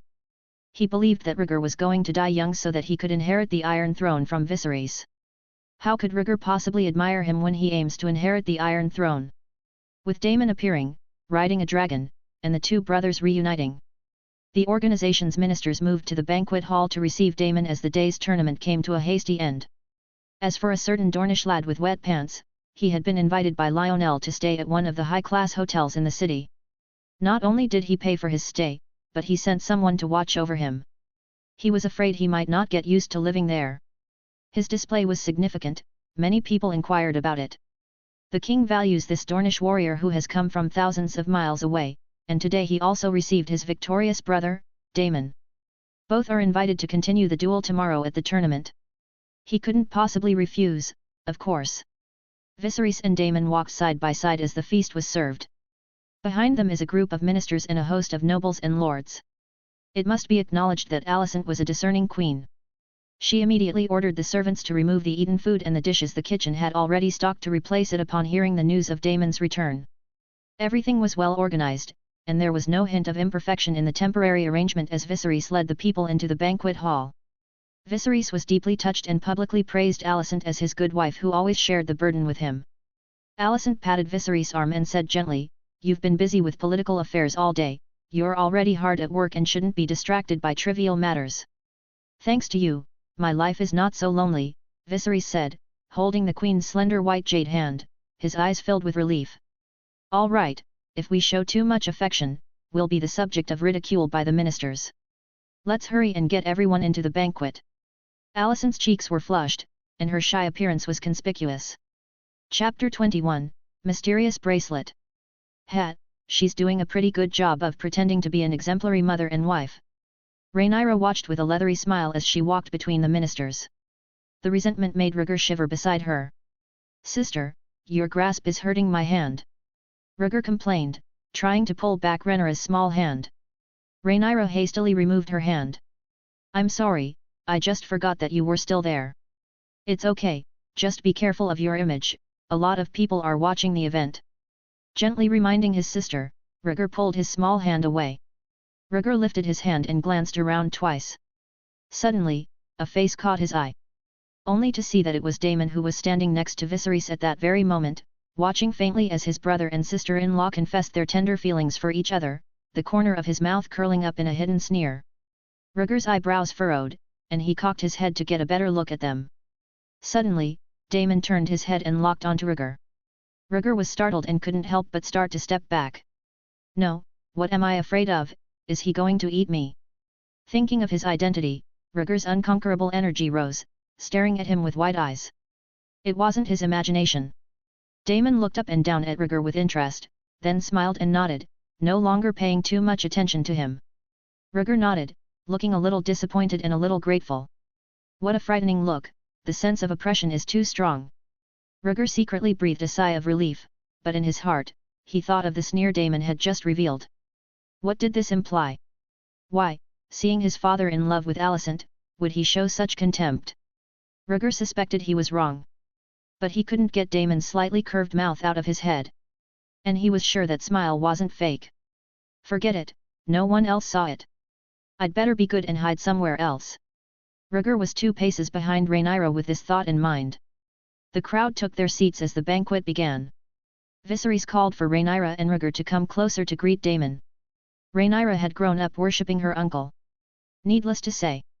Rhaegar, my eldest son, there is no need to tell you that you already know. Viserys took Rhaegar's hand and introduced him to his brother. Daemon nodded, his cold face trying to squeeze out a friendly smile that was a little out of place. Viserys did not force his brother to smile, but smiled and said, "The 7 gods have blessed us." Rhaegar had a chance meeting not long ago, and his ailment was cured, freeing him from his heart condition. Daemon said, "I have heard of this, the magical fruit given by the White Hart. It sounds like a story out of a storybook." "Haha, I didn't believe it when I first heard, but the will of the gods is always full of deep meaning and Rhaegar is a Targaryen blessed by the gods." Viserys stared at Daemon with a strange look on his face, and his words were a shock to everyone in the room. The eldest son of the king, the grace of the White Hart, and the name of divine grace from the mouth of the king. What did the king's words mean? Could it be that he was hinting at changing the heir, as rumored outside? A single sentence, as if a heavy hammer had been struck into the hearts of all the people. Rhaenyra's color changed slightly as she looked down at her younger brother, who was becoming more and more energetic with each passing day. "I hope you are always healthy and that sickness stays away from you," Daemon blessed, touching Rhaegar's head. It was Alicent who was out of place. Her gentle face froze for a split second, secretly digging her nails into the flesh of her thumbs and forcing a smile. Sooner or later, she knew this day would come. In the beginning, Rhaegar had been terminally ill and did not have many days left to live. With the death of the king's eldest son, she would have her son, Aegon, in line for the throne. Even if the king did not allow it, the ministers of the council would secretly support her. They would suggest to the king that he change the heir to the throne. But she was undoubtedly dealt a fatal blow by Rhaegar's miraculous healing. From now on, even if there were people who didn't like the idea of Rhaenyra being a woman as the heir to the throne, their support would only be for the eldest son, Rhaegar. There would be no effort to support Aegon, the second son. Could it be that all I've tried to do all these years was for nothing? Alicent's heart was despaired, and bloodstains were torn from her thumbs. Alicent silently bowed her head and lowered her presence so as not to draw attention to this out-of-control behavior. "Thank you, uncle," Rhaegar replied politely, feeling uncomfortable in the face of his uncle's blessing. "I hope you won't take it personally if I said something unintelligent in the past. We're meeting for the first time and we'll have a brand new future." How could he hide his little thoughts from Daemon? It was obvious. Daemon rolled up his cuffs, took off a silver-colored metal bracelet, and said in a deep voice, "After the Stepstones War, the soldiers looted many treasures. Uncountable amounts of gold, gems of different colors and jewels." Rhaegar listened intently, interested in the war. Daemon handed over the bracelet. "This bracelet was recovered from the crushed treasure chest of the crab feeder. It is cast in Valyrian steel and is being given to you as a welcome gift." "Valyrian steel? That is truly valuable." Rhaegar's eyes glistened, but his pride caused him to control the hand he was about to extend and to look at his father in expectation. Viserys nodded, "A gift from your uncle, no need to refuse." "Yes, thank you, uncle." When Rhaegar was given the green light, he immediately threw the discontent of his heart with Daemon into the air and snatched the bracelet with a whoosh. Whatever deep resentments existed in the past, Daemon was his good uncle right now. "It's beautiful, carved and patterned." He held the bracelet beautifully and wore it on his slim wrist. "Maybe you should put that bracelet away, your wrist is too thin, it's easy to lose it," Rhaenyra said, touching her forehead. "Humph, I've always been a stickler for hard-won gains." Rhaegar grunted softly in displeasure. He lifted his wrist to admire the forged Valyrian steel bracelet in the sunlight. It was good enough to be used as a family heirloom. Exploration opportunity detected. The target is the mysterious Valyrian steel bracelet. The corners of Rhaegar's mouth couldn't help but curl as the system beeped suddenly, adding to his already happy mood. The system panel appeared with a thought. Mysterious Valyrian steel bracelet. Exploration progress, 0.5%. After half a year, Rhaegar got the chance to explore again. He couldn't say how happy he was. With a face full of sincerity, he looked at Daemon and said gratefully, "I appreciate this, Uncle Daemon." The sudden move was a bit of a surprise to Daemon. But he gladly accepted it when he saw that his nephew liked it. You don't have to say thank you twice, especially to a loved one, Viserys said, patting Rhaegar on the back of the head. Uncle Daemon is family. Rhaegar nodded his head, his pretty little face very happy. Don't say anything about being kin or not. Now that Daemon had dealt Alicent a blow, he had to applaud and say that it had been a clean hit. All right, put that embarrassing face of yours away and bring out the temper of a prince. An eye-rolling Rhaenyra slapped her brother on the back of the head, teeth clenching in warning. Sure, hit me in the head, who's responsible for making me stupid? Said Rhaegar, covering the back of his head, unconvinced. I'll keep you in a little dark room of the Red Keep if you get stupid. Rhaenyra revealed a dangerous benevolence smile. Chapter 22, A Special Dream. As the banquet stretched on, a fervent energy coursed through the veins of the nobles, causing them to surrender to the allure of the dimly lit ambience. Before the dance could begin, Rhaegar gracefully excused himself, feeling a wave of drowsiness wash over him. Seeking respite, he retired to his chamber for a much-needed night's rest. In the depths of the night, Rhaegar's peaceful slumber took an abrupt turn as he began to murmur unintelligibly in his sleep. Within moments, he plunged into a harrowing nightmare. In his dream, Rhaegar found himself stranded on a desolate island, shrouded in an eerie mist beneath a dark and foreboding sky. A chilling silence enveloped the air, broken only by his own muted cries for help. As if in response to his distress, the tranquil sea surrounding the island erupted into a tumultuous frenzy, monstrous waves crashing against its shores. The encroaching tide swallowed the land inch by inch, forcing Rhaegar to seek refuge on higher ground, his heart pounding with fear. Despite his efforts to climb a nearby coconut tree for safety, the relentless floodwaters continued to rise relentlessly, threatening to engulf him. Just as despair threatened to consume him entirely, a colossal shadow loomed overhead, blotting out the moonlight. Straining against his own terror, Rhaegar attempted to lift his gaze skyward, but his body remained paralyzed with fear. Hiss! Came a sinister whisper, sending a shiver down his spine, as the shadow descended closer, casting a chilling pall over his nightmare. Amidst his mounting anxiety, a roar both familiar and alien reverberated from every direction, jolting Rhaegar from his unease. The thunderous sound seemed to rupture his eardrums, suffocating him with its intensity as a frigid sensation of water enveloped his senses. Water, so much water, icy. The sudden disorientation sent shockwaves through his mind, his sleeping form outside the dream world reacting with involuntary tremors and a sheen of sweat coating his brow. No! No! As the sea surged in his nightmares, flooding his ankles with icy dread, Rhaegar snapped awake with a panicked cry, his eyes flying open as he struggled to shake off the lingering terror. Knock knock! The sound of a gentle rap on his door accompanied Eric's concerned voice filtering through. Are you all right, Your Highness? Hey, no water. I'm still in my room. Confusion clouded his senses as Rhaegar surveyed his surroundings, the familiar comforts of his chamber gradually easing the remnants of his unsettling dream. After a brief moment of consideration, Eric refrained from barging in, respecting Rhaegar's space. I'm fine, sire. I just had a nightmare, Rhaegar replied, his voice tinged with weariness. If you need anything, just call out, Eric murmured softly, his heart sinking at the thought of Rhaegar's recurring nightmares. They had become all too familiar over their time together, and Eric couldn't help but feel a pang of sympathy for the young prince's restless nights. With no further words exchanged between them, Rhaegar nestled against his pillow, overwhelmed by a sense of despair. The nightmare had felt all too real, more terrifying than any he had experienced before, each beat of his heart a reminder of its lingering effects. Another nightmare, if this is the gift of the dreamer, I want no part of it, he muttered dishearteningly, recalling the golden talent the system had revealed. It had been a while since he had experienced such vivid dreams, and tonight's episode had caught him off guard, leaving him feeling emotionally drained and vulnerable. In that moment, Rhaegar couldn't shake the sensation of being lost and abandoned, like a stray animal left out in the cold wind. As the system's announcement pierced through the heavy air, Rhaegar snapped back to reality, his mind still reeling from the nightmare. With a shake of his head to clear the fog, he extended his arm to examine the silver bracelet adorning his wrist. Mysterious Valyrian steel bracelet exploration progress, 100%. The system's prompt reminded him of the completion of his exploration task. Rhaegar recalled the extensive time typically required for such endeavors, realizing that this particular exploration had begun around mid-afternoon. Glancing at the dimly flickering wall, he estimated the time to be around 10 p.m., based on the usual schedule for extinguishing the torches. Approximately 8 hours, he murmured to himself, mentally calculating the duration of the exploration.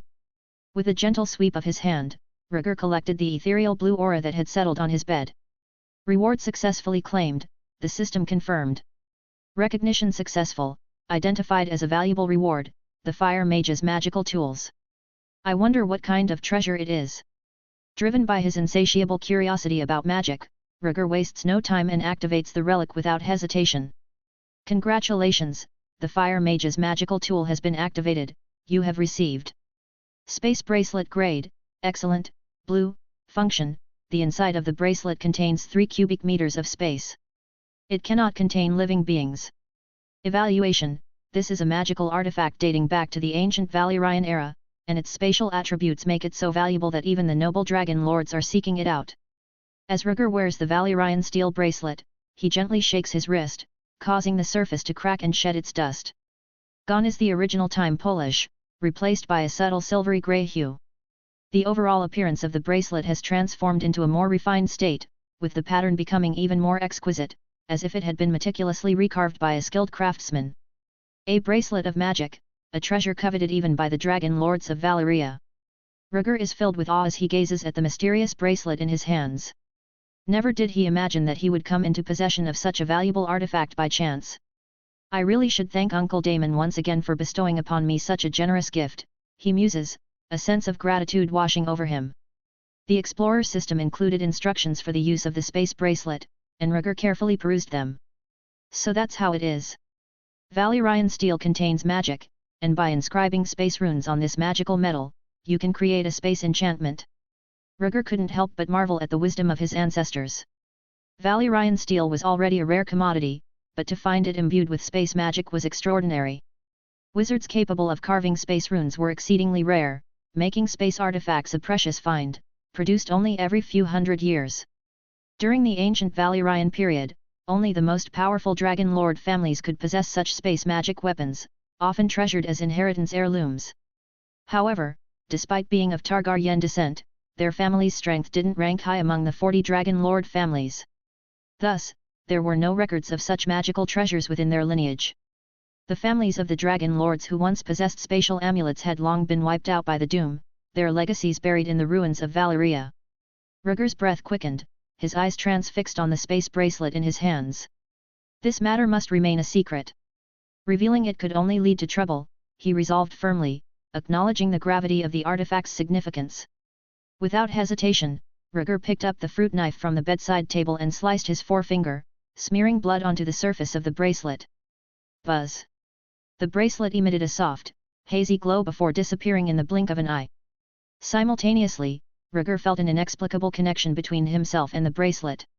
The bracelet was forged by the strongest of fire mages. It has the function of bloodline identification. My Targaryen bloodline is enough to make this bracelet mine. As the owner of the bracelet, Rhaegar willed it to shrink to a size suitable for wearing. He slid the bracelet onto his wrist, marveling at the newfound power coursing through him. With a touch and a silent command, he summoned the fruit knife back to his hand. Return to me.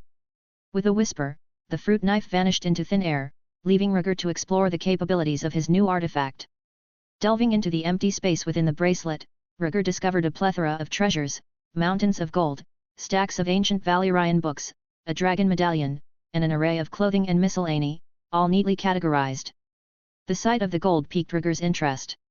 While he may have been a prince, the royal vault wasn't his to plunder. Now, with this newfound wealth, he could finally enjoy the freedom to spend without restraint, no longer bound by the confines of the Red Keep. Chapter 23, Dragon Taming Handbook. Rhaegar scattered his entire stash of gold across the bed, creating a shimmering sea of wealth. Despite the discomfort, he relished the sensation of lying amidst the glittering treasure. With practiced ease, he cracked open the tome, its pages whispering tales of the Balearians, a prominent family of dragon lords. Emblazoned with the emblem of intertwined dragons, the dragon's medallion adorned their heraldry. The Balearian lineage boasted a rich history in ancient Valyria, spanning generations. Over 300 dragons had been bound to their name, with a peak of 67 majestic beasts thriving concurrently. Such a formidable legacy placed them among the top 40 dragon lord families, surpassed only by a select few. Among the family's prized possessions was the spatial bracelet adorning Rhaegar's wrist, designated for a specific heir, yet its fate remained uncertain. As Rhaegar delved deeper into the text, each page brought a new wave of astonishment, causing him to sit up taller, his focus intensifying with each passing line. The book provided a cursory glance at various dragon lord families allied with the Balearians, offering rough assessments of their strengths. After concluding the first tome, Rhaegar reached for the second, though its contents lacked the significance of the previous volume. It merely catalogued the bannermen sworn to the family. Undeterred, Rhaegar swapped books once more. Excitement surged through Rhaegar as he stumbled upon the Habits of Dragons section in the history segment of the first book. His heart raced with anticipation as he silently prayed, "Please let there be something new in here. What exactly defines a dragon? And where do they come from?" The bond between dragon masters and their kin. The opening chapter chronicled the genesis of dragons, their discovery and eventual taming by the ancient Valyrians. Yet, it was all old news, akin to the theories dissected by scholarly minds. Disappointed, Rhaegar shrugged off the origins of dragons, his focus fixed on a more practical query: how were dragon eggs hatched? Regrettably, the book remained silent on the matter. Amidst the pages, Rhaegar encountered numerous tales of dragon taming by skilled writers. With the infusion of dragon's blood, one establishes a bond with the majestic creature, ascending its back to claim the title of rider. Fire mages speculate that dragons possess intellect surpassing mere beasts, rivaling only the acumen of humanity. As dragons age, they grow both in size and longevity, though many find flight elusive in their twilight years, burdened by their immense bulk. Carefully perusing the text, Rhaegar's eyes caught on a crucial passage.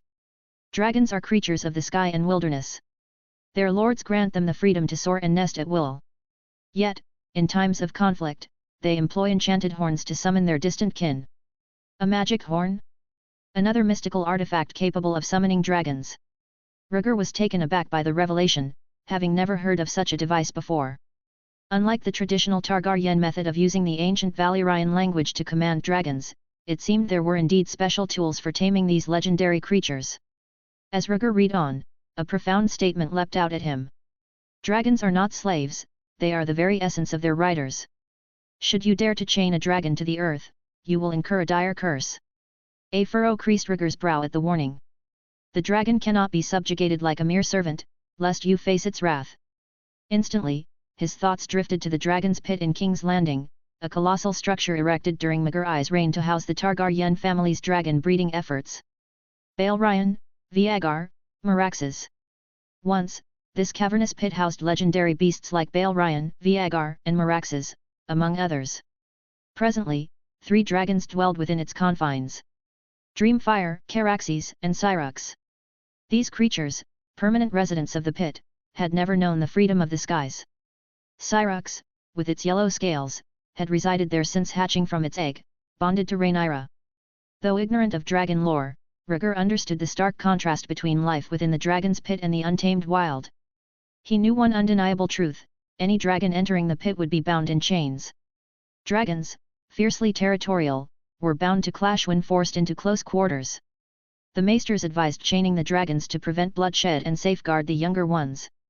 As Rhaegar absorbed these warnings, he recognized the gravity of the situation.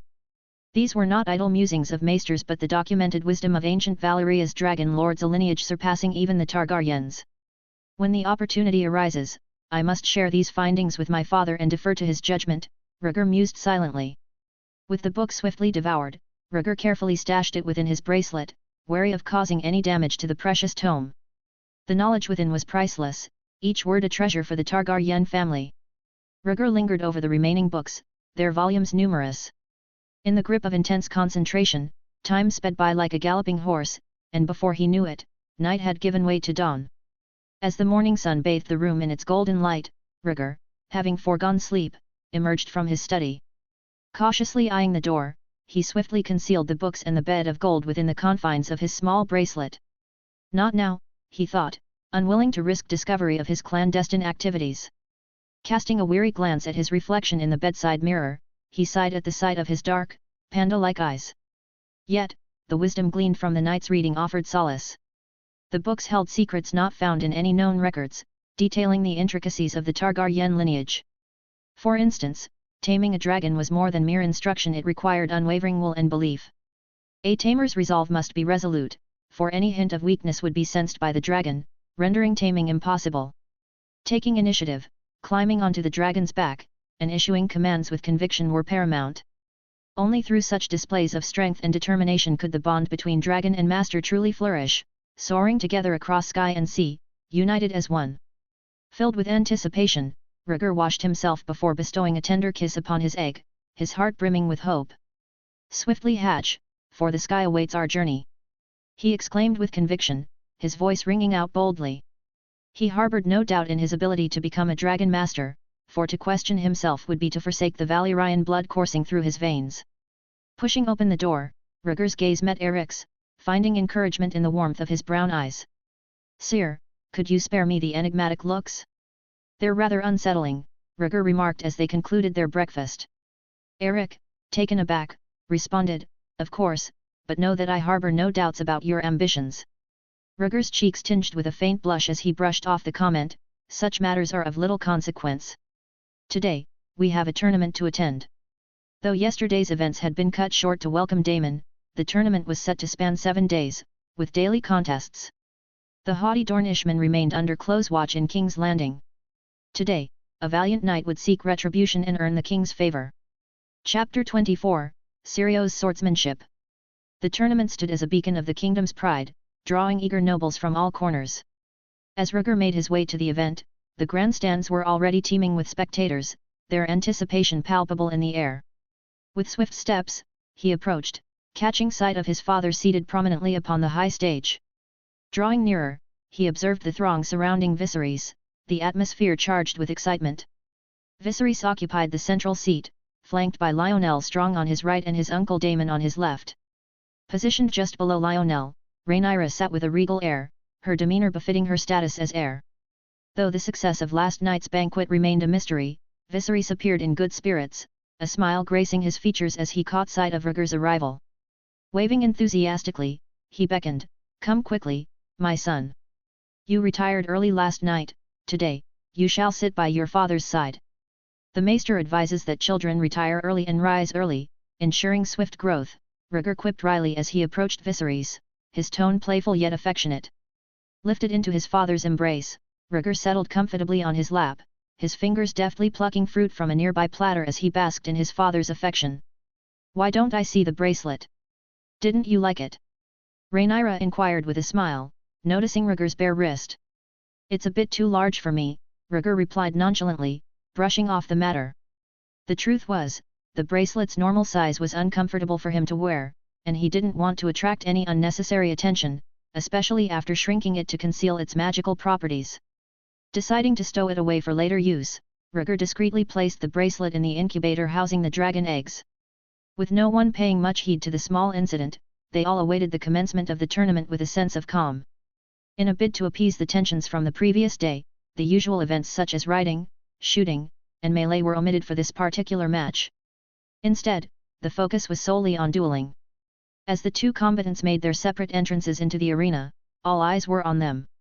One of them, the young man from Dorne, was undoubtedly the star of the day. The other figure, however, failed to impress the crowd.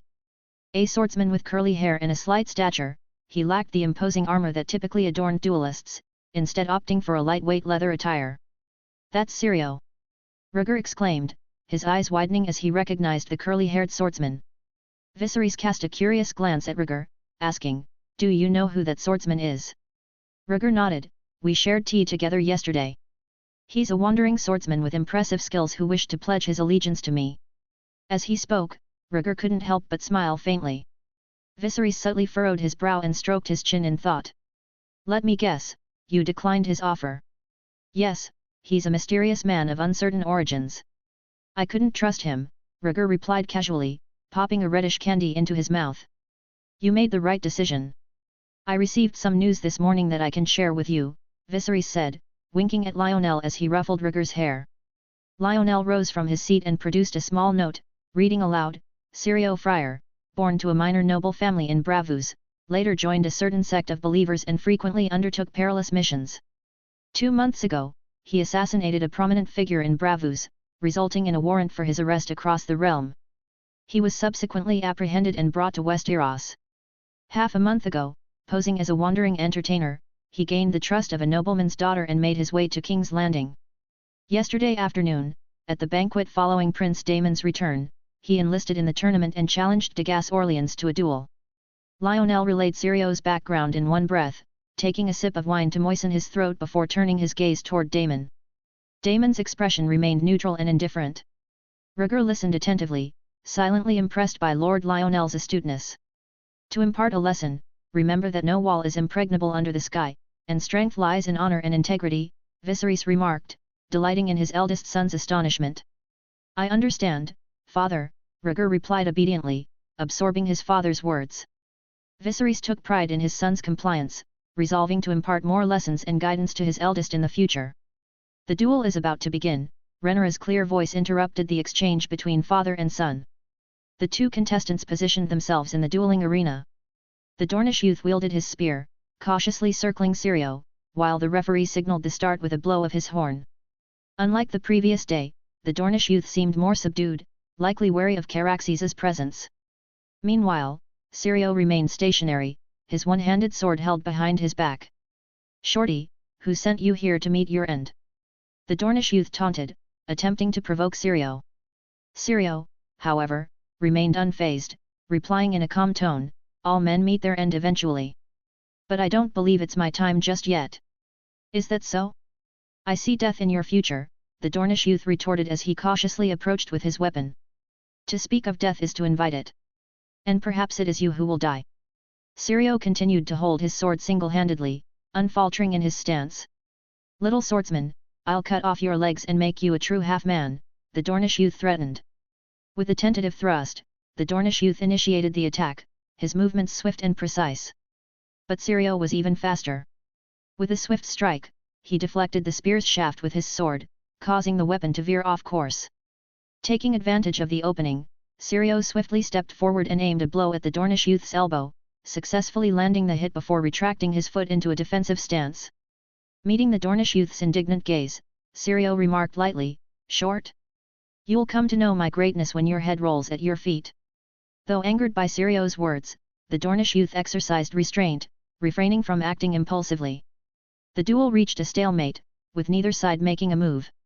Unimpressed by their lack of action, the spectators jeered, urging them to continue the fight. It was clear that the duel needed to reach a decisive conclusion soon. Either Sero would emerge victorious by beheading the Dornish youth, or the Dornish youth would swiftly dispatch Sero, allowing a more skilled knight to execute him in turn. Listening to the uproar from the spectators, Sero sighed deeply. I had intended to grant you a few more moments of life, but death is as inevitable as the flow of water. Quit your babbling. I'm not intimidated by a dwarf who can't even mount a horse. Despite the Dornish youth's curses, he remained hesitant to launch an attack. Sero chuckled softly. You're mistaken. I'm taller than a horse's saddle, I've measured. Before the Dornish youth could react, Sero sprang into action, his movements swift as the wind. Closing the distance between them with remarkable speed, Sero caught the Dornish youth off guard. In a desperate attempt to fend him off, the Dornish youth thrust his spear forward in a sweeping motion. But Sero deftly evaded the attack, using the back of his sword to knock the spear's tip to the ground. Seizing the opportunity, Sero swiftly raised his sword and plunged it into the Dornish youth's chest. A spurt of blood erupted from the wound, and the Dornish youth's resistance crumbled instantly. Confusion clouded his eyes as he struggled to comprehend why he was dying so swiftly. You, sneak attacked. With a final glare of disbelief, the Dornish youth loosened his grip on the lance and collapsed to the ground. Sero, filled with a sense of pity, seized the Dornish youth's hair and exposed his neck. Your instructor taught you techniques but failed to instill in you the value of your own life, Sero remarked solemnly. With a swift motion, he raised his iron sword high and severed the Dornish youth's head from his body. Chapter 25, The King's Mind Games. As Sero emerged victorious from the duel, the crowd erupted into a chorus of cheers and applause, acknowledging his exceptional skill with the sword. The referee, sensing Sero's readiness to continue, inquired if he wished to proceed with the match. Indeed, I strive to claim the title of champion, Sero declared confidently, his grip firm on his iron sword as he graciously bowed to the king and the assembled audience. Viserys observed the proceedings with a sense of amusement, harboring some goodwill towards the foreign swordsman who had bested the Dornish challenger. Sero's prowess was evident as he effortlessly dispatched one opponent after another, his elegant swordplay captivating the spectators and earning their admiration. As the sun reached its zenith, signaling noon, Viserys decided to bring the tournament to a halt. Rising from his seat with a stretch to ease his tired muscles, he expressed his satisfaction with the spectacle. An impressive display of skill, Viserys remarked, addressing the gathered crowd. Upon his command, a servant approached Sero and relayed the king's desire to speak with him. Sero, ever respectful, approached the edge of the dueling ring and knelt before the platform where Viserys sat. "Why remain below, swordsman? Come join me up here," Viserys invited, gesturing for Sero to ascend. With his sword resting on his knee, Sero replied with conviction, "I fight for honor. Should I emerge victorious and claim the championship, I will pledge my allegiance to your grace." Intriguing, Viserys responded with interest. "The tournament concludes in 5 days. If you emerge as the champion, I shall grant you a boon." "I am deeply grateful for your generosity, your majesty," Sero expressed his thanks humbly. Viserys then signalled for Sero to step back, taking Rhaegar's hand as he began to depart from the gathering, followed by the other guests as they trailed after the king. As they settled in Viserys' study within the Red Keep, leaving the excitement of the tournament behind, Viserys posed a question to his children. "Do any of you wonder why I made a promise to that swordsman?" he inquired, his gaze shifting between Rhaegar and Rhaenyra. Rhaegar furrowed his brow, contemplating the question, while Rhaenyra responded with a hint of disinterest. "You once mentioned that the best way to truly understand someone or something is to observe them over time."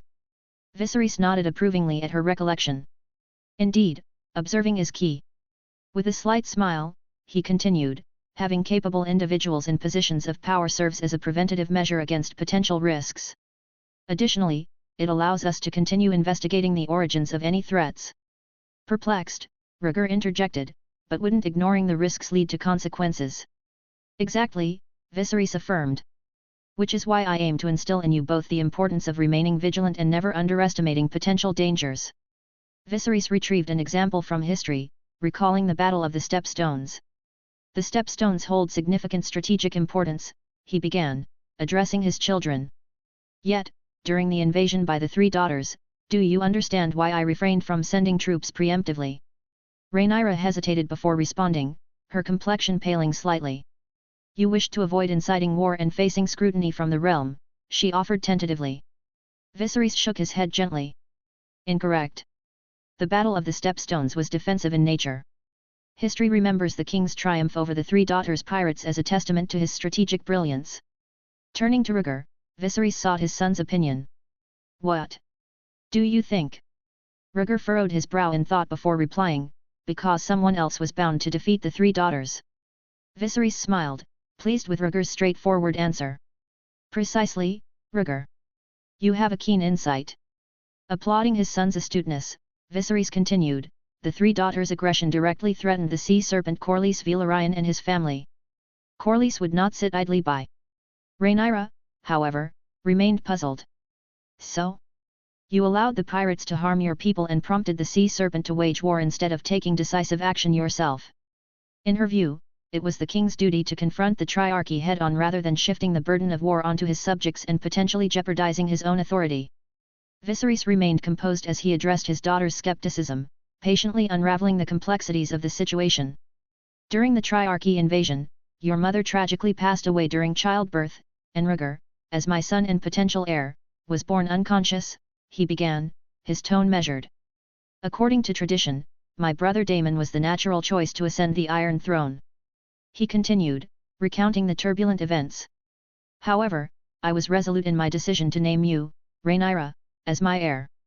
When tensions escalated with Daemon, I acted in anger and banished him from court." Viserys met Rhaenyra's gaze evenly. "Consider, in such a precarious situation, could the royal family afford the risks associated with initiating a war?" Rhaenyra attempted to counter his explanation.